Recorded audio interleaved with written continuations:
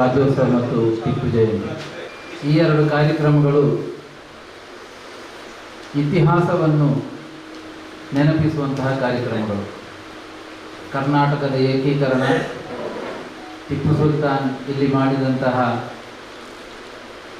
ಜನಸೇವೆ ಮತ್ತು ಸ್ವಾತಂತ್ರ್ಯ ಹೋರಾಟ, ಇದೆಲ್ಲವನ್ನು ಕೂಡ ನಾವು ಸ್ಮರಿಸುವಾಗ ಇತಿಹಾಸ ಇಲ್ಲಿ ಮರುಕಳಿಸಿ ಬರ್ತಾ ಇದೆ. ಸ್ಮರಣೆಗಳು ಯಾವತ್ತೂ ಕೂಡ ಇತಿಹಾಸವನ್ನು ನಿರ್ಮಿಸಿದ ಬೃಹತ್ ಒಂದು ಚರಿತ್ರೆ ಈ ಜಗತ್ತಿನಲ್ಲಿದೆ. ನಮ್ಮ ಕರ್ನಾಟಕಕ್ಕೆ ವಿಶೇಷವಾದಂತಹ ಸ್ಥಾನಮಾನ, ಇತಿಹಾಸ ಎಲ್ಲವೂ ಇರುವಾಗ ಆ ಕರ್ನಾಟಕವನ್ನು ಕಟ್ಟುವಲ್ಲಿ ಬಹಳಷ್ಟು ಮಂದಿ ಮೇಧಾವಿಗಳು ಇಲ್ಲಿ ಕಾರ್ಯಾಚರಿಸಿದ್ದಾರೆ.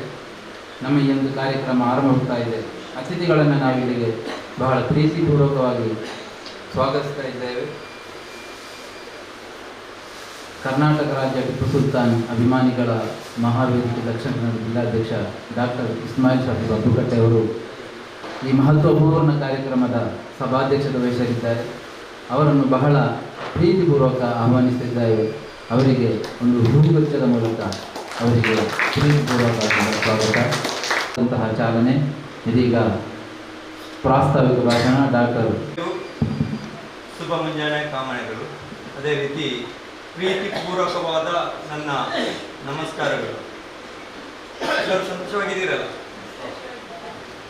ಇವತ್ತು ನಾವು ಕರ್ನಾಟಕ ರಾಜ್ಯೋತ್ಸವ ಮತ್ತು ಹಜರತ್ ಟಿಪ್ಪು ಸುಲ್ತಾನ್ ರವರ ಟಿಪ್ಪು ಜಯಂತಿಯನ್ನು ಒಂದೇ ದಿವಸ ಆಚರಿಸ್ತಾ ಇದ್ದೇವೆ.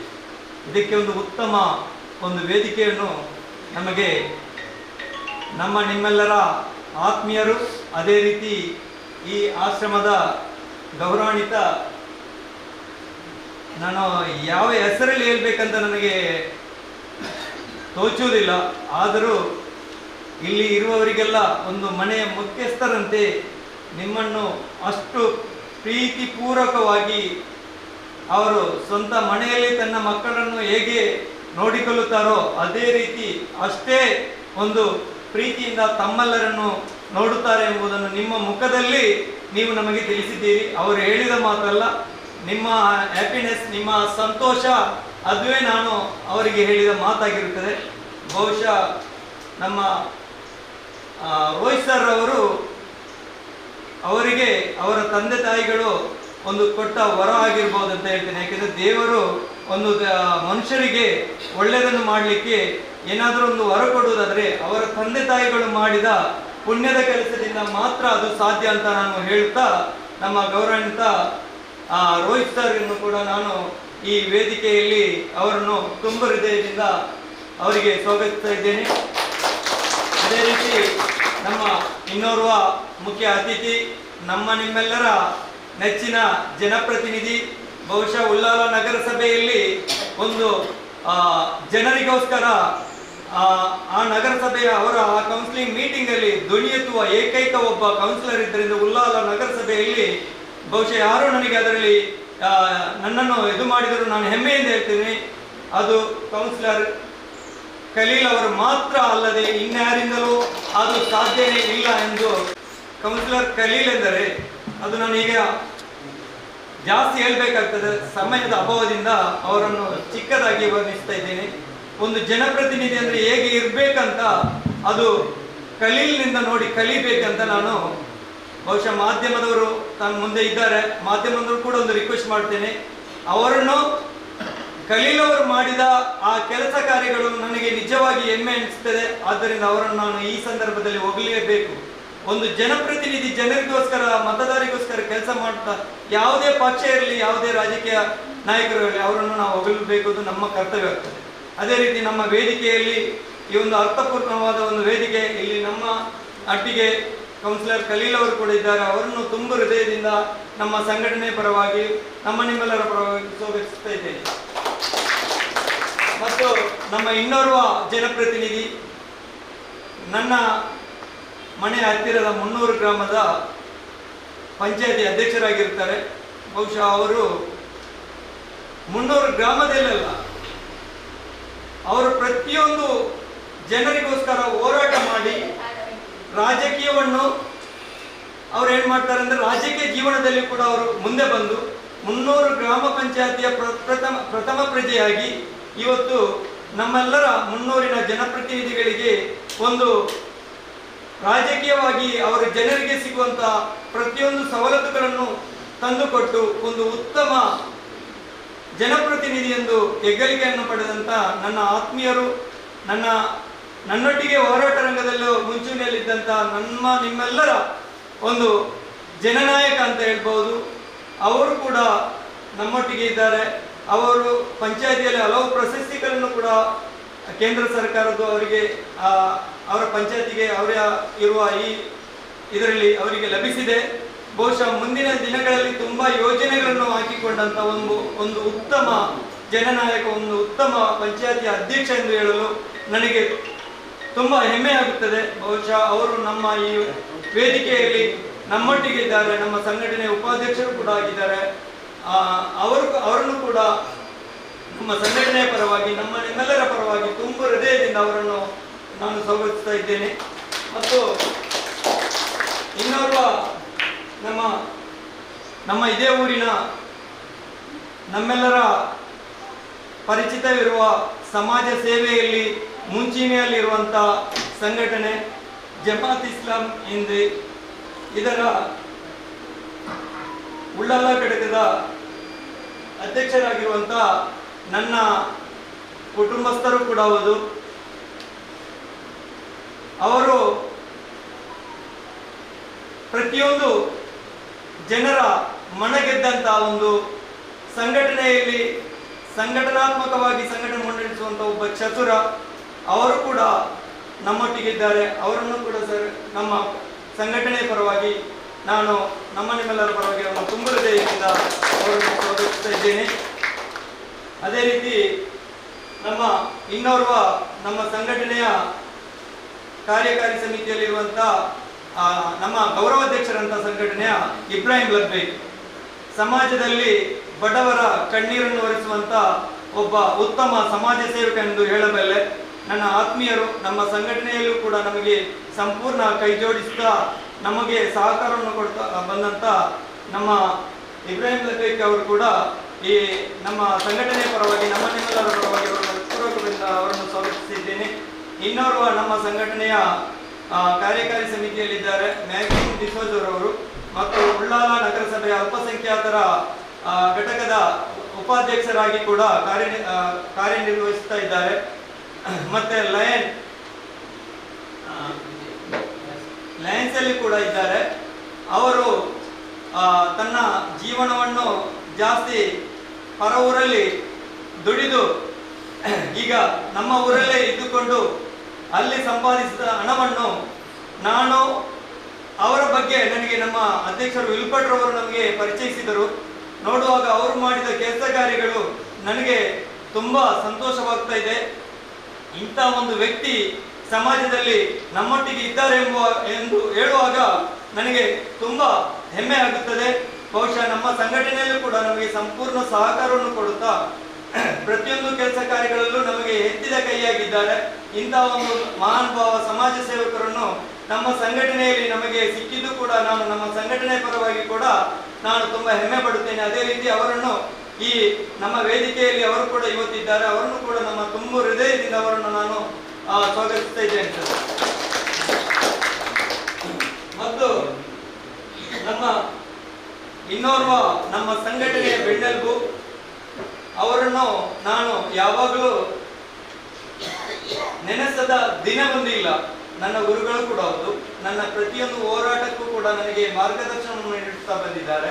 ನನ್ನ ತಪ್ಪುಗಳನ್ನಿದ್ದಾಗ ನನಗೆ ತಿದ್ದಿ ಅದು ಆಗಲ್ಲ ಹೀಗೆ ಅಂತ ಹೇಳಿ ನನಗೆ ಆ ಒಂದು ಮಾರ್ಗದರ್ಶನ ಕೊಟ್ಟಂತ ನನ್ನ ಆತ್ಮೀಯರು, ನನ್ನ ಅಣ್ಣ ಅಂತ ನಾನು ಅವರನ್ನು ಕರೆಯಬಲ್ಲೆ.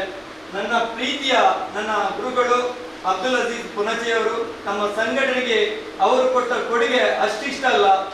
ಅಂತ ಒಂದು ಒಳ್ಳೆಯ ಒಂದು ವ್ಯಕ್ತಿತ್ವವುಳ್ಳ ಒಂದು ಗುರುಗಳಾಗಿ ಸಂಘಟನೆಯಲ್ಲೂ ಕೂಡ ನಮಗೆ ಸಂಪೂರ್ಣವನ್ನು ಸಹಕಾರ ಕೊಟ್ಟು ನನ್ನ ಹೋರಾಟ ರಂಗದಲ್ಲೂ ರಾಜಕೀಯ ರಂಗದಲ್ಲೂ ಅದೇ ರೀತಿ ಪ್ರತಿಯೊಂದು ಕೆಲಸದಲ್ಲೂ ನನ್ನನ್ನು ಬೆನ್ನು ತಟ್ಟಿ ನೀ ಮುಂದೆ ಹೋಗು ಅಂತ ಹೇಳುವ ಏಕೈಕ ಒಬ್ಬ ವ್ಯಕ್ತಿ ಅಂದರೆ, ನನಗೆ ಸಂಪೂರ್ಣ ಸಹಕಾರ ಕೊಟ್ಟ ವ್ಯಕ್ತಿ ಅಂದರೆ ಸರ್ ಅಬ್ದುಲ್ ಅಜೀಜ್ ಪುನಚೆ ಸರ್ ಅವರು.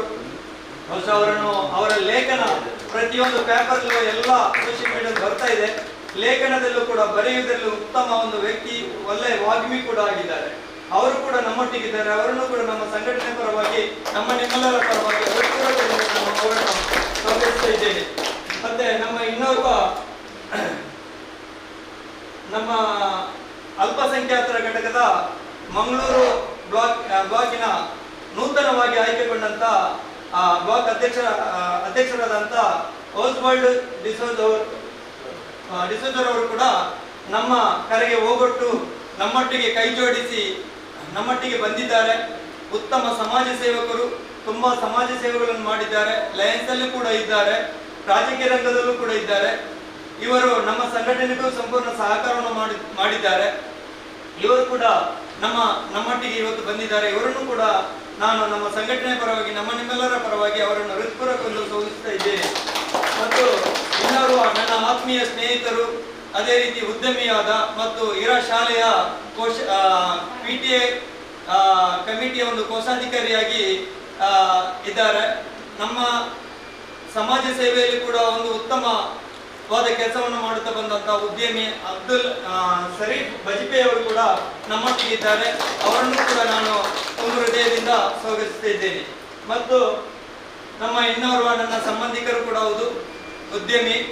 ಬಹುಶಃ ಯಾವ ಕಷ್ಟ ಕಾಲದಲ್ಲೂ ಹೋಗಿ ಅವರನ್ನು ಮಾತಾಡಿದರೆ ಏನಾದರೂ ವ್ಯವಸ್ಥೆ ಆಗಬೇಕಾದ್ರೆ ಇಮಿಡಿಯೇಟ್ ಆಗಿ ನಮಗೆ ಸಹಕಾರವನ್ನು ಕೊಡುತ್ತಾರೆ. ನನ್ನ ಸಂಬಂಧಿಕರು ಮತ್ತು ಉದ್ಯಮಿ ರಂಗದಲ್ಲಿದ್ದಾರೆ. ಒಂದು ಸಮಾಜದ ಬಡ ಜನರ ಕಣ್ಣೀರು ಒರೆಸುವ ಒಂದು ಮನಸ್ಸು ಕೂಡ ಅವರೊಟ್ಟಿಗೆ ಇದೆ. ಅವರು ಕೂಡ ನಮ್ಮೊಟ್ಟಿಗಿದ್ದಾರೆ. ಅವರನ್ನು ಕೂಡ ಸರ್ ನಮ್ಮ ಸಂಘಟನೆ ಪರವಾಗಿ ತುಂಬ ಹೃದಯದಿಂದ ಸ್ವಾಗತಿಸ್ತಾ ಇದ್ದೇನೆ. ಇವತ್ತಿನ ಅತಿಥಿಗಳನ್ನು ಒಂದು ವೇದಿಕೆಯಲ್ಲಿ ಕೂತ್ಕೊಂಡು ಅವರ ಕಿರುಪರಿಚಯ ಮಾಡುವುದು ನಮ್ಮ ಸಂಘಟನೆಯ ಒಂದು ಆದ್ಯತೆ ಆಗಿದೆ, ಕರ್ತವ್ಯ ಆಗಿದೆ. ಅದನ್ನು ನಾನು ಸಂಪೂರ್ಣವಾಗಿ ಎಲ್ಲರ ಒಂದು ಚಿಕ್ಕ ಮಾತುಗಳಿಂದ, ದೊಡ್ಡ ದೊಡ್ಡ ಗಣ್ಯರು, ದೊಡ್ಡ ದೊಡ್ಡ ಕೆಲಸ ಮಾಡಿದವರು, ತುಂಬಾ ಜಾಸ್ತಿ ಹೇಳಿಕ್ಕಾಗುವುದಿಲ್ಲ, ಒಂದು ಚಿಕ್ಕ ಮಾತಿನಲ್ಲಿ ಅವರನ್ನು ನಾನು ನಿಮ್ಮೊಟ್ಟಿಗೆ ವಿಷಯಗಳನ್ನು ತಿಳಿಸಿದ್ದೇನೆ. ಇನ್ನು ನಮ್ಮ ಸರದಿ, ನಮ್ಮ ಕರ್ನಾಟಕ ರಾಜ್ಯೋತ್ಸವ ನವೆಂಬರ್ 1ನೇ ತಾರೀಕಿಗಾಗಿದೆ. ಬಹುಶಃ ಅದು ನಮ್ಮ 1 ತಿಂಗಳು ರಾಜ್ಯೋತ್ಸವವನ್ನು ಆಚರಿಸಬಹುದು. ಅದನ್ನು ನಾವು ನಮ್ಮ ಟಿಪ್ಪು ಸುಲ್ತಾನ್ ಜಯಂತಿ ಮತ್ತು ಕರ್ನಾಟಕ ರಾಜ್ಯೋತ್ಸವ ಇದು ಒಟ್ಟಿಗೆ ನಾವು ಆಚರಿಸ್ತಾ ಬರುವುದು ನಮ್ಮ ಸಂಘಟನೆಯ ಒಂದು ಬಯಲದಲ್ಲಿರುವ ಒಂದು ಪ್ರಕ್ರಿಯೆ. ಅದನ್ನು ನಾವು ಒಂದೇ ದಿವಸವಾಗಿ ಮಾಡುತ್ತಾ ಬಂದಿದ್ದೇವೆ. ಈ ಟಿಪ್ಪು ಸುಲ್ತಾನ್ ಸಂಘಟನೆ 2018ರಲ್ಲಿ ನಮ್ಮ ನಾಯಕರಾದ ರಾಜ್ಯದ ಅಧ್ಯಕ್ಷರಾದಂತಹ ಟಿಪ್ಪು ಕಾಸಿಂ ಅಲಿ ಅವರು ನನಗೆ ಒಂದು ಕರೆ ಮಾಡಿ ನನ್ನನ್ನು ದಕ್ಷಿಣ ಕನ್ನಡ ಜಿಲ್ಲೆಯ ಸಂಘಟನೆ ಒಂದು ಮುಖ್ಯಸ್ಥನಾಗಿ ನೀನು ಬರಬೇಕಂತ ನನ್ನಲ್ಲಿ ಕೇಳಿಕೊಂಡಾಗ ನನಗೆ ಒಂದು 2 ದಿವಸದ ಸಮಯವನ್ನು ಅವರಿಗೆ ಕೇಳಿದೆ. ಆ ಸಂಘಟನೆ ಏನು, ಅದರ ಹೆಸರೇ ಯಾವ ಸಂಘಟನೆ ಅಂತ ಎಲ್ಲ ಸಂಪೂರ್ಣವಾಗಿ ನಾನು ನನ್ನ ಮನಸ್ಸಿನಲ್ಲಿ ಅದನ್ನು ವಿಮರ್ಶಿಸಿದಾಗ ನನಗೆ ಗೊತ್ತಿದ್ದಂತ ನನ್ನ ಸ್ನೇಹಿತರ ಹತ್ರ ಕೇಳಿದೆ, ಇಂಥ ಒಂದು ಸಂಘಟನೆ ನನ್ನನ್ನು ಜಿಲ್ಲಾಧ್ಯಕ್ಷನಾಗಿ ಕರೆಯುತ್ತಿದ್ದಾರೆ, ನಾನು ಆ ಸಂಘಟನೆಗೆ ಹೋಗ್ಬಹುದಾ ಅಂತ. ಬಹುಶಃ ಅದು ಆ ಸಂಘಟನೆಯ ಹೆಸರು ಟಿಪ್ಪು ಸುಲ್ತಾನ್ ಅಂತ, ಕರ್ನಾಟಕ ರಾಜ್ಯ ಟಿಪ್ಪು ಸುಲ್ತಾನ್ ಅಭಿಮಾನಿಗಳ ಮಹಾವೇದಿಕೆ ದಕ್ಷಿಣ ಕನ್ನಡ ಜಿಲ್ಲಾ ಸಮಿತಿಯ ಅಧ್ಯಕ್ಷನಾಗಿ. ಇದನ್ನು ನೋಡುವಾಗ ನಾನು ಶಾಲೆಯಲ್ಲಿ ಹಜರತ್ ಟಿಪ್ಪು ಸುಲ್ತಾನ್ ಅವರ ಶಾಲೆಯ ಪಠ್ಯಪುಸ್ತಕದಲ್ಲಿ ಕಲಿತು ಬಂದವುದರಿಂದ ಇವರು ಒಂದು ಅಪ್ಪಟ ದೇಶ ಪ್ರೇಮಿ, ಈ ಸಂಘಟನೆ ಈ ದೇಶಕ್ಕಾಗಿ ತನ್ನ 2 ಮಕ್ಕಳನ್ನು ಒತ್ತೆ ಇಟ್ಟಂತ ಒಬ್ಬ ದೇಶ ಪ್ರೇಮಿಯಾಗಿದ್ದಾರೆ. ಇವರ ಹೆಸರಲ್ಲಿರುವ ಆ ಸಂಘಟನೆಗೆ ನಾನು ನನ್ನ ಚಿಕ್ಕ ಅಳಿಲು ಸೇವೆಯನ್ನು ಮಾಡಲಿಕ್ಕೆ ನನಗೆ ತುಂಬಾ ಹೆಮ್ಮೆ ಆಗುತ್ತದೆ ಅಂತ ಹೇಳಿ ಈ ಸಂಘಟನೆಯ ಒಂದು ಜವಾಬ್ದಾರಿಯನ್ನು ನಾನು ತಗೊಂಡೆ. 2018ರಿಂದ ಈ ಸಂಘಟನೆಯಲ್ಲಿ ನಮ್ಮ ಸಂಘಟನೆಗೆ ನಮ್ಮೊಟ್ಟಿಗೆ ಹಿಂದೂ, ಮುಸ್ಲಿಂ, ಕ್ರೈಸ್ತ ಎಲ್ಲರೂ ಇದ್ದಾರೆ. ಆದರೆ ಇದನ್ನು ದೊಡ್ಡ ಜನರ ಸಮಾವೇಶ ಮಾಡುವಾಗೆ ನಾವು ಇಷ್ಟ ತನಕ ಮಾಡಲಿಲ್ಲ. ಈ ಸಂಘಟನೆ ಉದ್ದೇಶ ಏನಂದ್ರೆ ಅವರು ಮಾಡಿ ಹೋದಂತ ಕೆಲಸ, ದೇಶಕ್ಕೆ ಕೊಟ್ಟಂತ ಕೊಡುಗೆ, ಅದನ್ನು ಇವತ್ತಿನ ಜನರಿಗೆ, ಮುಂದಿನ ಪೀಳಿಗೆ ತಿಳಿಸುವಂತ ಆಗಬೇಕು ಎಂಬುದೇ ನಮ್ಮ ಉದ್ದೇಶ. ಅವರ ಹೆಸರಿನಲ್ಲಿ ಸಮಾಜಕ್ಕೆ ಒಂದು ಉತ್ತಮ ಕಾರ್ಯಕೆಲಸವನ್ನು ಮಾಡಿಕೊಡಬೇಕು ಎಂಬ ಒಂದು ಹೆಬ್ಬೆಯಕೆಯಿಂದ ಈ ಸಂಘಟನೆಯನ್ನು ನಾವು ಮಾಡಿದ್ದೇವೆ. ಆದ್ದರಿಂದ ಈ ಸಂಘಟನೆಯಲ್ಲಿ 2018ರಿಂದ ಸರಿಸುಮಾರು ಒಂದು 2 ಮನೆಗಳನ್ನು, ಒಳ್ಳೆಯ ಸುಸಜ್ಜಿತವಾದ ಮನೆ, ನಮ್ಮ ಗೌರವಾನ್ವಿತ ಮುನ್ನೂರಿನ ಅಧ್ಯಕ್ಷರಾದ ವಿಲ್ಪಟ್ಟಿ ಸೂಜಿ ಅವರು ಅದನ್ನು ಯಾವಾಗಲೂ ಮರೆಯಲಿಕ್ಕಿಲ್ಲ. ಅವರ ಅಧ್ಯಕ್ಷತೆ ಇರುವ ಸಂದರ್ಭದಲ್ಲಿ 2 ಮನೆಯನ್ನು ಬಿಟ್ಟುಕೊಟ್ಟಿದ್ದೇವೆ. ಅವರು ಅದಕ್ಕೆ ಬಂದಿದ್ದಾರೆ. ಮಾನ್ಯ UT ಖಾದರ್ ಅವರು ಕೂಡ MLA ಇಲ್ಲಿನ, ಅವರು ಕೂಡ ಬಂದಿದ್ರು. ಆದ್ದರಿಂದ 2 ಒಳ್ಳೆಯ ಮನೆಗಳನ್ನು ನಾವು ಮುನ್ನೂರು ಗ್ರಾಮ ಪಂಚಾಯತಿಯ ಒಳಪಟ್ಟ ಅರ್ಹ ಬಡ ಕುಟುಂಬಗಳಿಗೆ ಕೊಟ್ಟಿದ್ದೇವೆ. ಕೊರೋನಾ ಸಂದರ್ಭದಲ್ಲಿ ಸರಿಸುಮಾರು ಒಂದು 500 ಕಿಟ್ಟುಗಳನ್ನು ಕೂಡ ನಾವು ಬಡ ವ್ಯಕ್ತಿಗಳಿಗೆ ನಾವು ಕೊಟ್ಟು ಅವರ ಕಣ್ಣೀರನ್ನು ನಾವು ಒರೆಸಿದ್ದೇವೆ. ಅದೇ ರೀತಿ ಕ್ಯಾನ್ಸರ್, ಕಿಡ್ನಿ ಪೇಷಂಟ್ ಇಂಥ ವ್ಯಕ್ತಿಗಳಿಗೆ ನಾವು ಅವರ ಹಾಸ್ಪಿಟಲ್ ಬಿಲ್ ಅನ್ನು ಕೂಡ ಭರಿಸಿದ್ದು ಇದೆ. ಮತ್ತೆ ವೀಲ್ ಚೇರ್, ಊರುಕೋಲು, ವೀಲ್ ಚೇರ್ ಇಂಥ ಇದಗಳನ್ನು ವ್ಯವಸ್ಥೆಗಳನ್ನು ಕೂಡ ನಾವು ಮಾಡಿಕೊಟ್ಟಿದ್ದೇವೆ. ನಾವು ಕೊಡುವಾಗ ನಮ್ಮ ಪ್ರಚಾರ ಮಾತ್ರ ನಾವು ಮಾಡೋದು ತುಂಬಾ ಕಮ್ಮಿ, ಯಾಕೆಂದ್ರೆ ಸೋಷಿಯಲ್ ಮೀಡಿಯಾದಲ್ಲಿ ನಾವು ಮಾಡುತ್ತೇವೆ. ನಾವು ಇದನ್ನು ಕೇಳಿಕೊಡುವುದು ಇತರ ದಾನಿಗಳಿಂದ ಮಾತ್ರ. ಆ ದಾನಿಗಳಿಂದ ನಾವು ಕೇಳಿಕೊಡುವಾಗ ಅದು ಪ್ರಚಾರಕ್ಕೆ ಅದಕ್ಕೆ ಹಣ ನಾವು ಉಪಯೋಗಿಸುವಾಗ ನಮ್ಮ ಮನಸ್ಸಿಗೆ ಬೇಸರ ಆಗುತ್ತದೆ. ಆದ್ದರಿಂದ ನಾವು ನಮ್ಮಷ್ಟಕ್ಕೆ ಸೋಷಿಯಲ್ ಮೀಡಿಯಾದಲ್ಲಿ ಅದನ್ನು ನಾವು ಪ್ರಚಾರ ಮಾಡುತ್ತಾ ಬಂದಿದ್ದೇವೆ. ಆದರೂ ದೇವರ ದಯೆಯಿಂದ 2022 ತನಕ ನಮಗೆ ಯಾವುದೇ ಅಡೆತಡೆಗಳು ಇದ್ದರೂ ಈ ಸಂಘಟನೆಯಲ್ಲಿ ಒಳ್ಳೆಯ ಕೆಲಸಗಳನ್ನು, ನನಗೆ ಇವತ್ತು ಬರುವ ಜನವರಿಗೆ ನನಗೆ 50 ವರ್ಷ. ಬಹುಶಃ ನಾನು ಈ ಮಾತು ನಿಮ್ಮಲ್ಲಿ ಯಾಕೆ ಹೇಳಿದ್ರೆ, ನಿಮ್ಮೆಲ್ಲರ ಆಶೀರ್ವಾದ ನನಗೆ ಬೇಕು, ದುವ ಬೇಕು. ನಿಮ್ಮ ದುವ ಇದ್ದರೆ ಮುಂದಿನ ದಿನಗಳಲ್ಲಿ ನಾನು ಇನ್ನೂ ಕೂಡ ಜಾಸ್ತಿ ಸಮಾಜ ಸೇವೆಗಳನ್ನು ಮಾಡಲಿಕ್ಕೆ ನನಗೆ ಆಗುತ್ತದೆ. ಜನವರಿ 1ನೇ ತಾರೀಕಿಗೆ 50 ವರ್ಷ ನನಗೆ ತುಂಬುತ್ತದೆ. ಈ 50 ವರ್ಷದಲ್ಲಿ ಸಮಾಜಕ್ಕಾಗಲಿ ಅಥವಾ ಸಮುದಾಯಕ್ಕಾಗಲಿ ಅಥವಾ ಈ ದೇಶಕ್ಕಾಗಲಿ ಅಥವಾ ಈ ದೇಶದ ಪ್ರತಿಯೊಂದು ವ್ಯವಸ್ಥೆಗಳಲ್ಲಾಗಲಿ ನಾನು ಯಾವುದೇ ಒಂದು ತಪ್ಪು ಮಾಡಿ ಅಥವಾ ಪೊಲೀಸ್ ಇಲಾಖೆಗಳಾಗಲಿ ಯಾವುದೇ ಒಂದು ನನ್ನ ಚಿಕ್ಕ ಇದು ಕಪ್ಪು ಚಿಕ್ಕೆ ಇವತ್ತಿಗೂ ಇಲ್ಲ.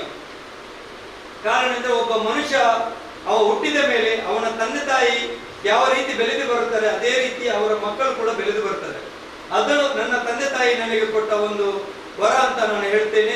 ದೇವರಿಗೆ ನಾನು ಆಭಾರಿಯಾಗಿದ್ದೇನೆ. ಆದ್ದರಿಂದ ಇನ್ನು ಮುಂದೆ ನನಗೆ ಈಗ 50 ವರ್ಷ ಆಗಿದೆ ಅಂತ ಹೇಳ್ತೇನೆ. ಇನ್ನು ಮುಂದೆ ಎಷ್ಟು ವರ್ಷ ನಾನು ಬದುಕುತ್ತೇನೆ ಅಂತ ಹೇಳಿಕ್ಕೆ ನನ್ನಿಂದ ಸಾಧ್ಯ ಇಲ್ಲ. ಯಾಕೆಂದ್ರೆ ದೇವರು ಇನ್ನೂ ಕೊಡುವುದು ನನಗೊಂದು ಬೋನಸ್. ಈ 50 ವರ್ಷದಲ್ಲಿ ನಾನು ಏನು ಮಾಡಿದ್ದೇನೆ ಅಂತ ನನ್ನ ಮನಸ್ಸಿಗೆ ನಾನು ಯಾವಾಗಲೂ ಪ್ರಶ್ನೆ ಹಾಕ್ತಲೇ ಇರಬೇಕು. ನಾನು ಮಾತ್ರವಲ್ಲ, ನೀವೆಲ್ಲರೂ ಹಾಕಬೇಕು. ಆದ್ದರಿಂದ ನಾವು ಜನರಿಗೆ ಒಳ್ಳೆ ಕೆಲಸಗಳನ್ನು ಮಾಡಿ, ಜನರ ಬಾಯಿಂದ ಒಳ್ಳೆಯ ಮಾತುಗಳನ್ನು ಕೇಳಿ, ಸಮಾಜಕ್ಕೆ ಒಂದು ಉತ್ತಮ ಪ್ರಜೆಯಾಗಿ, ಈ ದೇಶಕ್ಕೆ ಒಂದು ಉತ್ತಮ ಪ್ರಜೆಯಾಗಿ ನಮ್ಮಿಂದ ಆಗುವ ಕೊಡುಗೆಗಳನ್ನು ನಾವು ಕೊಟ್ಟು ಸಮಾಜವ ಕಟ್ಟುವ ಕೆಲಸವನ್ನು ನಾವು ಮಾಡಿದರೆ ಎಲ್ಲಾ ಸಮುದಾಯ ವರ್ಗದವರನ್ನು ಒಟ್ಟುಗೂಡಿಸಿ ನಾವು ಒಟ್ಟಿಗೆ ಅವರೊಟ್ಟಿಗೆ ಒಂದೇ ಮನೆಯಲ್ಲಿದ್ದಂತೆ ನಾವು ನಮ್ಮ ದಿನಚರಿಯನ್ನು ಮಾಡಿದರೆ ಮುಂದಿನ ದಿನಗಳಲ್ಲಿ ಈ ಭಾರತ ದೇಶದಲ್ಲಿ ಯಾವುದೇ ಒಂದು ಗಲಾಟೆಗಳಾಗಲಿ ದೊಂಬಿಗಳಾಗಲಿ ಆಗುವುದಿಲ್ಲ. ಎಲ್ಲರ ಮನೆಯಲ್ಲಿ 10 ಜನ ಇದ್ದರೆ 1-2 ಕೆಟ್ಟವರು ಇರ್ತಾರೆ. ದೇಶದಲ್ಲೂ 90 ಜನ ಒಳ್ಳೆದಿದ್ದರೆ 10 ಜನರು 6 ಜನರು ಇದ್ದರೆ ಅವರಿಂದಾಗಿ ದೇಶಕ್ಕೆ ಬೇಡದ ಹೆಸರುಗಳು ಬರುತ್ತದೆ, ಸಮಾಜಕ್ಕೆ ಬೇಡದ ಹೆಸರುಗಳು ಬರುತ್ತದೆ. ಆದ್ದರಿಂದ ನಾನು ಒಂದು ಮಾತು ಹೇಳ್ತೇನೆ, ಇಲ್ಲಿ ಜನಪ್ರತಿನಿಧಿಗಳಿದ್ದಾರೆ. ಜನಪ್ರತಿನಿಧಿಗಳು ಅವರ ಕರ್ತವ್ಯವನ್ನು, ಇಲ್ಲಿ ಇಬ್ಬರು ಇದ್ದಾರೆ, ಅವರು ಒಳ್ಳೆಯ ಕೆಲಸ ಮಾಡುವವರು, ಅವರ ಹಾಗೆ ಎಲ್ಲರೂ ಒಳ್ಳೆಯ ಕೆಲಸ ಮಾಡಿ ಜನರಿಗೋಸ್ಕರ ಏನು ಒಳ್ಳೆಯ ಕೆಲಸಗಳನ್ನು ಮಾಡಿದರೆ ನಿಜವಾಗಿಯೂ ಈ ದೇಶದಲ್ಲಿ ಯಾರು ಕೂಡ ಒಂದು ಮತದಾರರು ಕಣ್ಣೀರು ಹಾಕುವ ಪರಿಸ್ಥಿತಿ ಬರಲಿಕ್ಕಿಲ್ಲ. ಒಂದು ಉದಾಹರಣೆಯನ್ನು ಹೇಳ್ತೇನೆ. ಮೊನ್ನೆ ತಾನೇ ನಾನು ನಮ್ಮ ಶಿವಾಜಿನಗರ ವಾರ್ಡ್ನ ನಮ್ಮ ಕೌನ್ಸಿಲರ್ ಅಲ್ಲಿ ಬರುವುದಿಲ್ಲ, ವಿನ್ ಆಗಿ ಹೋಗಿದ್ದಾರೆ. ಅವರು, ನಾನು ನಮ್ಮ ಕಮಿಷನರ್ ಹತ್ರ ಒಂದು ಸ್ಟ್ರೀಟ್ ಲೈಟ್ ಹಾಕಿಸಿದೆ, LED. ಅದಕ್ಕೆ ಅವರ ಕೌನ್ಸಿಲಿಂಗ್ ಮೀಟಿಂಗ್ ಅಲ್ಲಿ ಶಾಪಿ ಬಾಬು ಗಡ್ಡೆ ನೀವು ಲೈಟ್ ಹೇಗೆ ಕೊಟ್ಟಿದ್ದೀರಾ ಅಂತ ಕೇಳಿದರು. ಒಂದು ಚರ್ಚೆ ಮಾಡಿದರು. ಏನು, ಅವರೊಬ್ಬ ಜನಪ್ರತಿನಿಧಿ, ಅವರ ಏರಿಕೆ ಅವರು ಬರುವುದಿಲ್ಲ, ಸಮಾಜ ಸೇವಕರು ಹೋರಾಟಗಾರರು ಅದನ್ನು ತೆಗೆದುಕೊಟ್ಟಾಗ ಅವರಲ್ಲಿ ಪ್ರಶ್ನೆ ಕೇಳುವಷ್ಟು ತಾಕತ್ತು ಅವರಿಗೆ ಬಂದಿದೆ. ಅವರನ್ನು ಉಲ್ಲಾಲ ನಗರಸಭೆಗೆ ಕಳಿಸಿದೆ ನಾವು. ಇದು ನಾನು ಯಾಕೆ ಹೇಳ್ತಾ ಇದ್ದೇನೆಂದರೆ, ಇಲ್ಲಿನ ನಮ್ಮ ಮಾಧ್ಯಮದವರು ಇದನ್ನು ಬರೆಯಲೇಬೇಕು. ಇಂಥ ಜನಪ್ರತಿನಿಧಿಗಳು ಇದ್ದರಿಂದ ಒಂದು ಸಮಾಜ ಒಳ್ಳೆಯದಾಗಲಿಕ್ಕೆ ತುಂಬಾ ಕಷ್ಟ ಆಗ್ತದೆ. ಇದಕ್ಕೆ ನಾನು ಈ ಮಾತನ್ನು ಹೇಳಿದೆ. ಜನಪ್ರತಿನಿಧಿಗಳು ಅವರ ಕರ್ತವ್ಯವನ್ನು ನಿಭಾಯಿಸಿದರೆ ಅದು ಯಾವುದೇ ಒಂದು ಮತದಾರರಿಗೆ ಯಾವುದೂ ಕಷ್ಟ ಬರಲ್ಲ. ಕೆಲವು ಸಲ ನಾನು ಹೋಗುವಾಗ ಉಳ್ಳಾಲ ನಗರಸಭೆಗೆ ಎಲ್ಲರೆಲ್ಲ ಕೆಲವು ಕೌನ್ಸಿಲರ್ಗಳು ಬೆಳಿಗ್ಗೆಯಿಂದ ಸಂಜೆವರೆಗೆ ಅಲ್ಲಿ ಏನು ಹೋಟೆಲಲ್ಲಿ ಚಾ ಕುಡಿಯೋ ಹೇಗೆ ಕೂತು ಅದೇ ತರ ಇದ್ದಾರೆ. ಇದು ಯಾಕೆ ನಾನು ಹೇಳ್ತಾ ಇದ್ದೇನೆ, ಅವರು ತಿದ್ದಬೇಕು. ಅಲ್ಲಿಗೆ ಬಂದ ಕಮಿಷನರ್ ಕೂಡ ಹಾಗೆ ಅವರಿಗೆ ಬೇಕಾದಾಗೆ ಅವರಿಗೆ ಸಪೋರ್ಟ್ ಮಾಡ್ತಾ ಇದ್ದಾರೆ. ಇಂಥ ಜನಪ್ರತಿನಿಧಿಗಳು ಇನ್ನು ಮುಂದೆ ಇದೇ ತರ ಹೋದ್ರೆ ಮತ ಹಾಕಿದ ಮತದಾರರ ಕಣ್ಣೀರು ಅವರ ಮನೆಯವರಿಗೂ ಅವರಿಗೂ ಶಾಪವಾಗಿ ಅದು ಬರುತ್ತದೆ ಎಂದು ಈ ಮೂಲಕ ನಾನು ಹೇಳ್ತೇನೆ. ಹಾಗೆ ನಾನು ನಮ್ಮ ಸಂಘಟನೆಯ ಒಂದು ಚಿಕ್ಕ ವಿವರಣೆಯನ್ನು ಕೊಟ್ಟಿದ್ದೇನೆ. ಇದು ನಮ್ಮ ಒಂದು ಸಂಘಟನೆಯಲ್ಲಿ ನಾವು ಒಂದು ಜನ್ಮ ಜಯಂತಿ ಅಂತ ಮಾಡಿ ಅದನ್ನು ನಾವು ಒಂದು ಬೇಡದ ಇದಕ್ಕೆ ತಗೊಂಡು ಹೋಗುವುದಿಲ್ಲ. ಬಡವರಿಗೆ ಏನಾದರೂ ಕೊಟ್ಟು ಆ ಸಂದರ್ಭದಲ್ಲಿ ನಾವು ಅವರನ್ನು ಸಂತೋಷಪಡಿಸಿ ಆ ನಮ್ಮ ಜನ್ಮ ಜಯಂತಿಯನ್ನು ನಾವು ಮಾಡುತ್ತಾ ಇದ್ದೇವೆ. ಮುಂದಿನ ದಿನಗಳಲ್ಲಿ ಇಂಥ ಕೆಲಸಗಳನ್ನು ಮಾಡಲಿಕ್ಕೆ ಮುಂದೆ ಕೂತಂತ ಎಲ್ಲ ನನ್ನ ತಾಯಿಯರು ಹಾಗೂ ಸಹೋದರರು ನನಗೆ ಸಂಪೂರ್ಣ ನಿಮ್ಮ ಆಶೀರ್ವಾದ ದುಃಖವನ್ನು ನೀವು ಮಾಡಬೇಕು. ಇಂಥ ಸಂಘಟನೆಗಳು ಇನ್ನೂ ಕೂಡ ಜಾಸ್ತಿಯಾಗಿ ಮುಂದೆ ಬರಬೇಕು. ಸಮಾಜಕ್ಕೆ ದೇಶಕ್ಕೆ ಒಳ್ಳೆಯ ಹಿತನುಡಿಗಳನ್ನು ಕೊಟ್ಟು ಸಮಾಜದ ಜನರನ್ನು ಒಗ್ಗೂಡಿಸಿ ಬಡವರ ಕಣ್ಣೀರನ್ನು ಒರೆಸಲಿಕ್ಕೆ ಎಲ್ಲರೂ ಮುಂದೆ ಬಂದರೆ ಸಮಾಜದಲ್ಲಿ ಯಾವುದೇ ಒಂದು ಬಡವರಿಗೆ ಕಷ್ಟ ಸಿಗ್ಲಿಕ್ಕೆ ಇಲ್ಲ ಅಂತ ನಾನು ಹೇಳ್ತಾ ಇದ್ದೇನೆ. ಮುಂದಿನ ದಿನಗಳಲ್ಲಿ ನಾವು ಇನ್ನು 2 ಮನೆಗಳನ್ನು ಕೊಟ್ಟಿದ್ದೇವೆ. ಇನ್ನು 2 ಕ್ರಿಶ್ಚಿಯನ್ ಹಾಗೂ ಹಿಂದೂ ಸಮುದಾಯದವರಿಗೆ ಒಂದು ಮನೆ ಕಟ್ಟಿಕೊಡುವ ಒಂದು ಯೋಜನೆ ನಮ್ಮ ಸಂಘಟನೆಯಲ್ಲಿದೆ, ಅರ್ಹ ಫಲಾನುಭವಿಗಳಿಗೆ. ಅದಕ್ಕಾಗಿ ಆ ದೇವರು ನನಗೆ ಮತ್ತು ನಮ್ಮ ಸಂಘಟನೆಯಲ್ಲಿರುವ ಎಲ್ಲ ಪದಾಧಿಕಾರಿಗಳಿಗೆ ಆರೋಗ್ಯ ದೀರ್ಘಾಯುಷನ್ನು ನೀಡಲಿ ಎಂದು ಆ ಭಗವಂತನಲ್ಲಿ ನಾನು ಪ್ರಾರ್ಥಿಸ್ತಾ ಇದ್ದೇನೆ. ಇವತ್ತಿನ ಒಂದು ಚಿಕ್ಕ ಕಾರ್ಯಕ್ರಮ ನಾವು ನಿಮ್ಮೊಟ್ಟಿಗೆ ಕೂತ್ಕೊಂಡು ಒಂದು ಊಟ ಮಾಡಿ ಈ ಕಾರ್ಯಕ್ರಮವನ್ನು ಮುಗಿಸುವಂತ ಒಂದು ಇದನ್ನು ನಾವು ಇಟ್ಟಿದ್ದೇವೆ. ಮತ್ತು ನನ್ನ ಎಲ್ಲರ ಒಟ್ಟಿಗೆ ಒಂದು ರಿಕ್ವೆಸ್ಟ್, ನನ್ನ ರೋಹಿತ್ ಸರ್ ಬಗ್ಗೆ ಪರಿಚಯ ಮಾತ್ರ ಮಾಡಿದ್ದೇನೆ, ಅವರ ಬಗ್ಗೆ ಒಂದು 2 ಮಾತಾಡದಿದ್ರೆ ನನಗೆ ಇವತ್ತು ನಿದ್ದೆ ಬರಲಿಕ್ಕೆ ಇಲ್ಲ. ರೋಹಿತ್ ಸರ್ ಅಂದ್ರೆ ಆಶ್ರಮಗಳು ತುಂಬಾ ಜನರು ಮಾಡ್ತಾರೆ. ಆಶ್ರಮ ಮಾಡಿ ಕೆಲವರು ಬೇರೆಯವರಿಗೆ ಹೆಸರಿಗೋಸ್ಕರ ಮಾಡುವವರು ಇರ್ಬೋದು, ಕೆಲವರು ಸಂಘಟನೆ ಹೆಸರಿಗೋಸ್ಕರ ಮಾಡುವವರು ಇದ್ದಾರೆ, ಕೆಲವರು ಪ್ರಚಾರಕ್ಕೋಸ್ಕರ ಮಾಡುವವರು ಕೆಲವರು ಇದ್ದಾರೆ. ಆದರೆ ರೋಹಿತ್ ಸರ್ ನಾ ಕಂಡ ನನ್ನ ಈ ಸಮಾಜ ಸೇವೆ ಆಗಲಿ ಒಂದು ಸಮಾಜಮುಖಿ ಕೆಲಸ ಮಾಡುವ ಸಂದರ್ಭದಲ್ಲಿ ಇವರಂತ ಒಂದು ಅರ್ಥಪೂರ್ಣವಾದ ಒಂದು ಮಹಾನ್ ವ್ಯಕ್ತಿ ಅಂತ ನಾನು ಹೇಳ್ತೇನೆ. ಇಂಥ ಜನಗಳು ಇನ್ನು ಮುಂದೆ ಜಾಸ್ತಿ ಈ ದೇಶಕ್ಕೆ ಈ ಸಮಾಜಕ್ಕೆ ಬಂದರೆ ಜನರಿಗೆ ಎಷ್ಟೋ ಉಪಕಾರ ಆಗ್ಬೋದು ಅಂತ ಹೇಳ್ತೇನೆ. ನಾವು ನೋಡಿ ಮನೆಯಲ್ಲಿ AC ಫ್ಯಾನ್ಗಳನ್ನು ಹಾಕಿ ನಾವು ಮಲಗುತ್ತಾ ಇದ್ದೇವೆ. ಆದರೆ ಇದನ್ನೆಲ್ಲ ನಮ್ಮ ಮನಸ್ಸಲ್ಲಿ ಇಟ್ಟುಕೊಂಡು ರೋಹಿತ್ ಸರ್ ಅವರು ಏನ್ ಮಾಡಿದ್ದಾರೆ ಅಂದ್ರೆ, ಯಾರು ರೋಡ್ ಸೈಡ್ ಅಲ್ಲಿ ಅವರಿಗೆ ಯಾರು ಇಲ್ಲ ಮತ್ತು ಯಾರು ಇಲ್ಲದ ಒಂದು ವ್ಯಕ್ತಿಗಳಾಗಿದ್ದಾರೆ ಅವರನ್ನು ನಾನು ಒಂದು ಮಾತು ಹೇಳ್ತೇನೆ, ನಾವು ಅನಾಥರು, ನೀವು ಅನಾಥರಲ್ಲ. ಯಾಕೆಂದ್ರೆ ನಿಮ್ಮನ್ನು ನಾವು ಯಾರನ್ನು ಅನಾಥರು ಅಂತ ಹೇಳಿಕ್ಕೆ ನನ್ನ ಬಾಯಲ್ಲಿ ಬರುವುದಿಲ್ಲ. ನಾವು ಅನಾಥರು, ನಮ್ಮಲ್ಲಿ ಹಣ ಇದೆ, ಅಧಿಕಾರ ಇದೆ ಮತ್ತು ಸಂಪತ್ತಿದೆ, ಆದರೆ ಅದು ಇದ್ದು ಕಣ್ಣಿದ್ದು ಕುರುಡರಂತೆ ನಾವು ವರ್ತಿಸ್ತಾ ಇದ್ದೇವೆ. ದೇವರು ನಿಮಗೆ ಏನು ಕೊಡದಿದ್ದರೂ ನೀವು ನಮ್ಮ ಎದುರಲ್ಲಿ ನಿಮ್ಮನ್ನು ನಾನು ಹೇಳ್ತಾ ಇದ್ದೇನೆ, ದೇವರು ಇವತ್ತು ಈ ಪರಿಸ್ಥಿತಿ ನಿಮಗೆ ಕೊಟ್ಟರು, ಮುಂದಿನ ಒಂದು ಜನ್ಮದಲ್ಲಿ ನಾವು ನಿಮ್ಮನ್ನು ಅಲ್ಲಿ ನೋಡಿ ನಾವು ಮಾಡಿದ ತಪ್ಪನ್ನು ನೆನೆಸ್ತಾ ಇದ್ದೇವೆ. ಅದೇ ರೀತಿ ನಮ್ಮ ಇವತ್ತಿನ ಮುಖ್ಯ ಅತಿಥಿಯಾಗಿ ಬಂದಂತ ಹೊಸತೂರಲ್ ವಿದ್ಯಾಧರ್ ಶೆಟ್ಟಿ ಅವರನ್ನು ನಾನು ಆತ್ಮೀಯವಾಗಿ ನಮ್ಮ ಸಂಘಟನೆಯ ಪರವಾಗಿ ಅವರನ್ನು ಹೃತ್ಪೂರ್ವಕವಾಗಿ ಸ್ವಾಗತಿಸ್ತಾ ಇದ್ದೇನೆ. ವಿದ್ಯಾಧರ್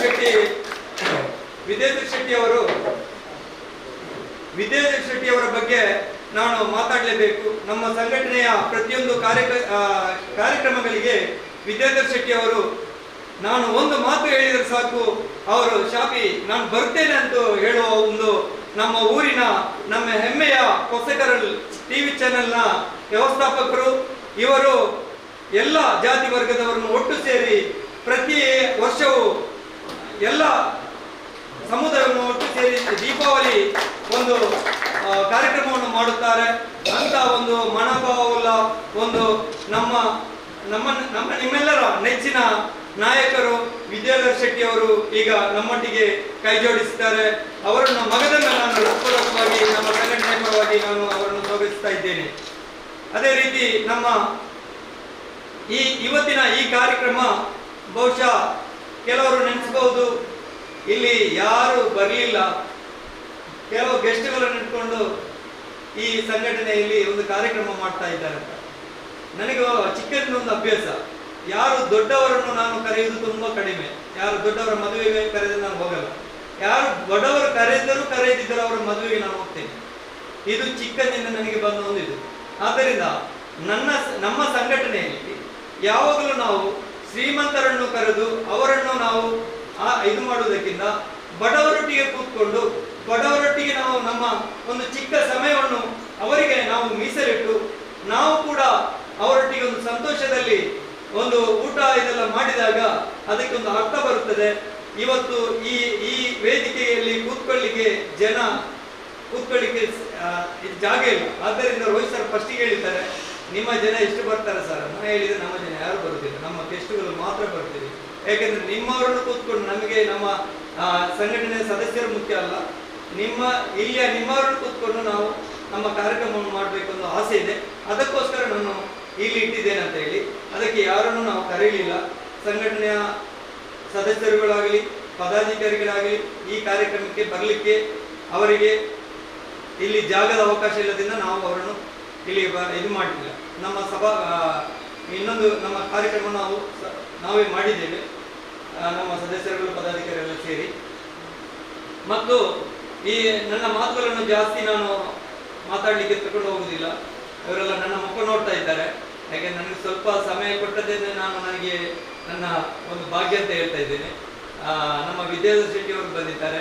ಇವತ್ತಿನ ನಮ್ಮ ಕಾರ್ಯಕ್ರಮದ ಭಾಷಣ ಮಾಡಲಿಕ್ಕೆ ನಮ್ಮ ವಿಷ್ಣುಮೂರ್ತಿ ಭಟ್ ಉಪಾಧ್ಯಕ್ಷರು ಬರ್ತಾ ಇದ್ದಾರೆ. ಅವರು ನಮ್ಮ ಸಂಘಟನೆಯ ಟಿಪ್ಪು ಸುಲ್ತಾನ್ರ ಬಗ್ಗೆ ಅವರ ಚರಿತ್ರೆ ಬಗ್ಗೆ ಮಾತಾಡಲಿಕ್ಕಿದ್ದಾರೆ. ಅದನ್ನು ನಾನು ಜಾಸ್ತಿಯಾಗಿ ಅವರ ಬಗ್ಗೆ ಮಾತಾಡಲಿಕ್ಕೆ ಹೋಗುವುದಿಲ್ಲ. ತುಂಬ ಗಣ್ಯರಿಗೂ ಅವರು ಮಾತಾಡಲಿಕ್ಕಿದ್ದಾರೆ. ಎಲ್ಲ ಗಣ್ಯ ವ್ಯಕ್ತಿಗಳು ಒಂದು 5-5 ನಿಮಿಷ ತಮ್ಮ ಮಾತುಗಳನ್ನು ಆಡಿ ನಮ್ಮ ಸಂಘಟನೆಗೆ ಮತ್ತು ನಮ್ಮೊಟ್ಟಿಗೆ ಕೂತಂತ ನಮ್ಮ ತಾಯಿಯಂದಿರು ಅಣ್ಣಂದಿರಿಗೆ ಶುಭ ಹಾರೈಸಬೇಕಂತ ಮತ್ತು ನಮ್ಮ ಈ ಆಶ್ರಮದ ಸೇನಾನಿ ರೋಹಿತ್ ಸರ್ ಅವರನ್ನು ಕೂಡ ಅವರ ಬಗ್ಗೆ ಕೂಡ ತಾವು ಮಾತಾಡಬೇಕು, ಅವರಿಗೆ ಸಂಪೂರ್ಣ ಸಹಕಾರವನ್ನು ಕೊಡಬೇಕು. ನಾವು ಎಲ್ಲರೂ ಅವರಿಗೆ ಸಹಕಾರ ಕೊಟ್ಟರೆ ಇಂಥ ನಮ್ಮ ಮನೆಯ ಮಕ್ಕಳಂತ ಹೇಳ್ಬೋದು, ಫ್ಯಾಮಿಲಿ ಅಂತ ಹೇಳ್ಬೋದು, ಅವರಿಗೆ ಬೇಕಾದ ವ್ಯವಸ್ಥೆ ಮಾಡಲಿಕ್ಕೆ ಸಂಪೂರ್ಣ ಸಹಕಾರ ನಾನು ಅವರ ಪರವಾಗಿ ನಿಮ್ಮ ಇಲ್ಲಿ ಕೂತ್ಕೊಂಡಂಥ ವೇದಿಕೆಯಲ್ಲಿ ಕೂತ್ಕೊಂಡಂಥ ಗಣ್ಯ ವ್ಯಕ್ತಿಗಳಂತ ನಾನು ಒಂದು ರಿಕ್ವೆಸ್ಟ್ ಮಾಡ್ತಾ ಇದ್ದೇನೆ. ಅದೇ ರೀತಿ ಜನನಾಯಕರು ಕೂಡ ಅವರಿಗೆ ಬೇಕಂತ ಯಾವುದೇ ಒಂದು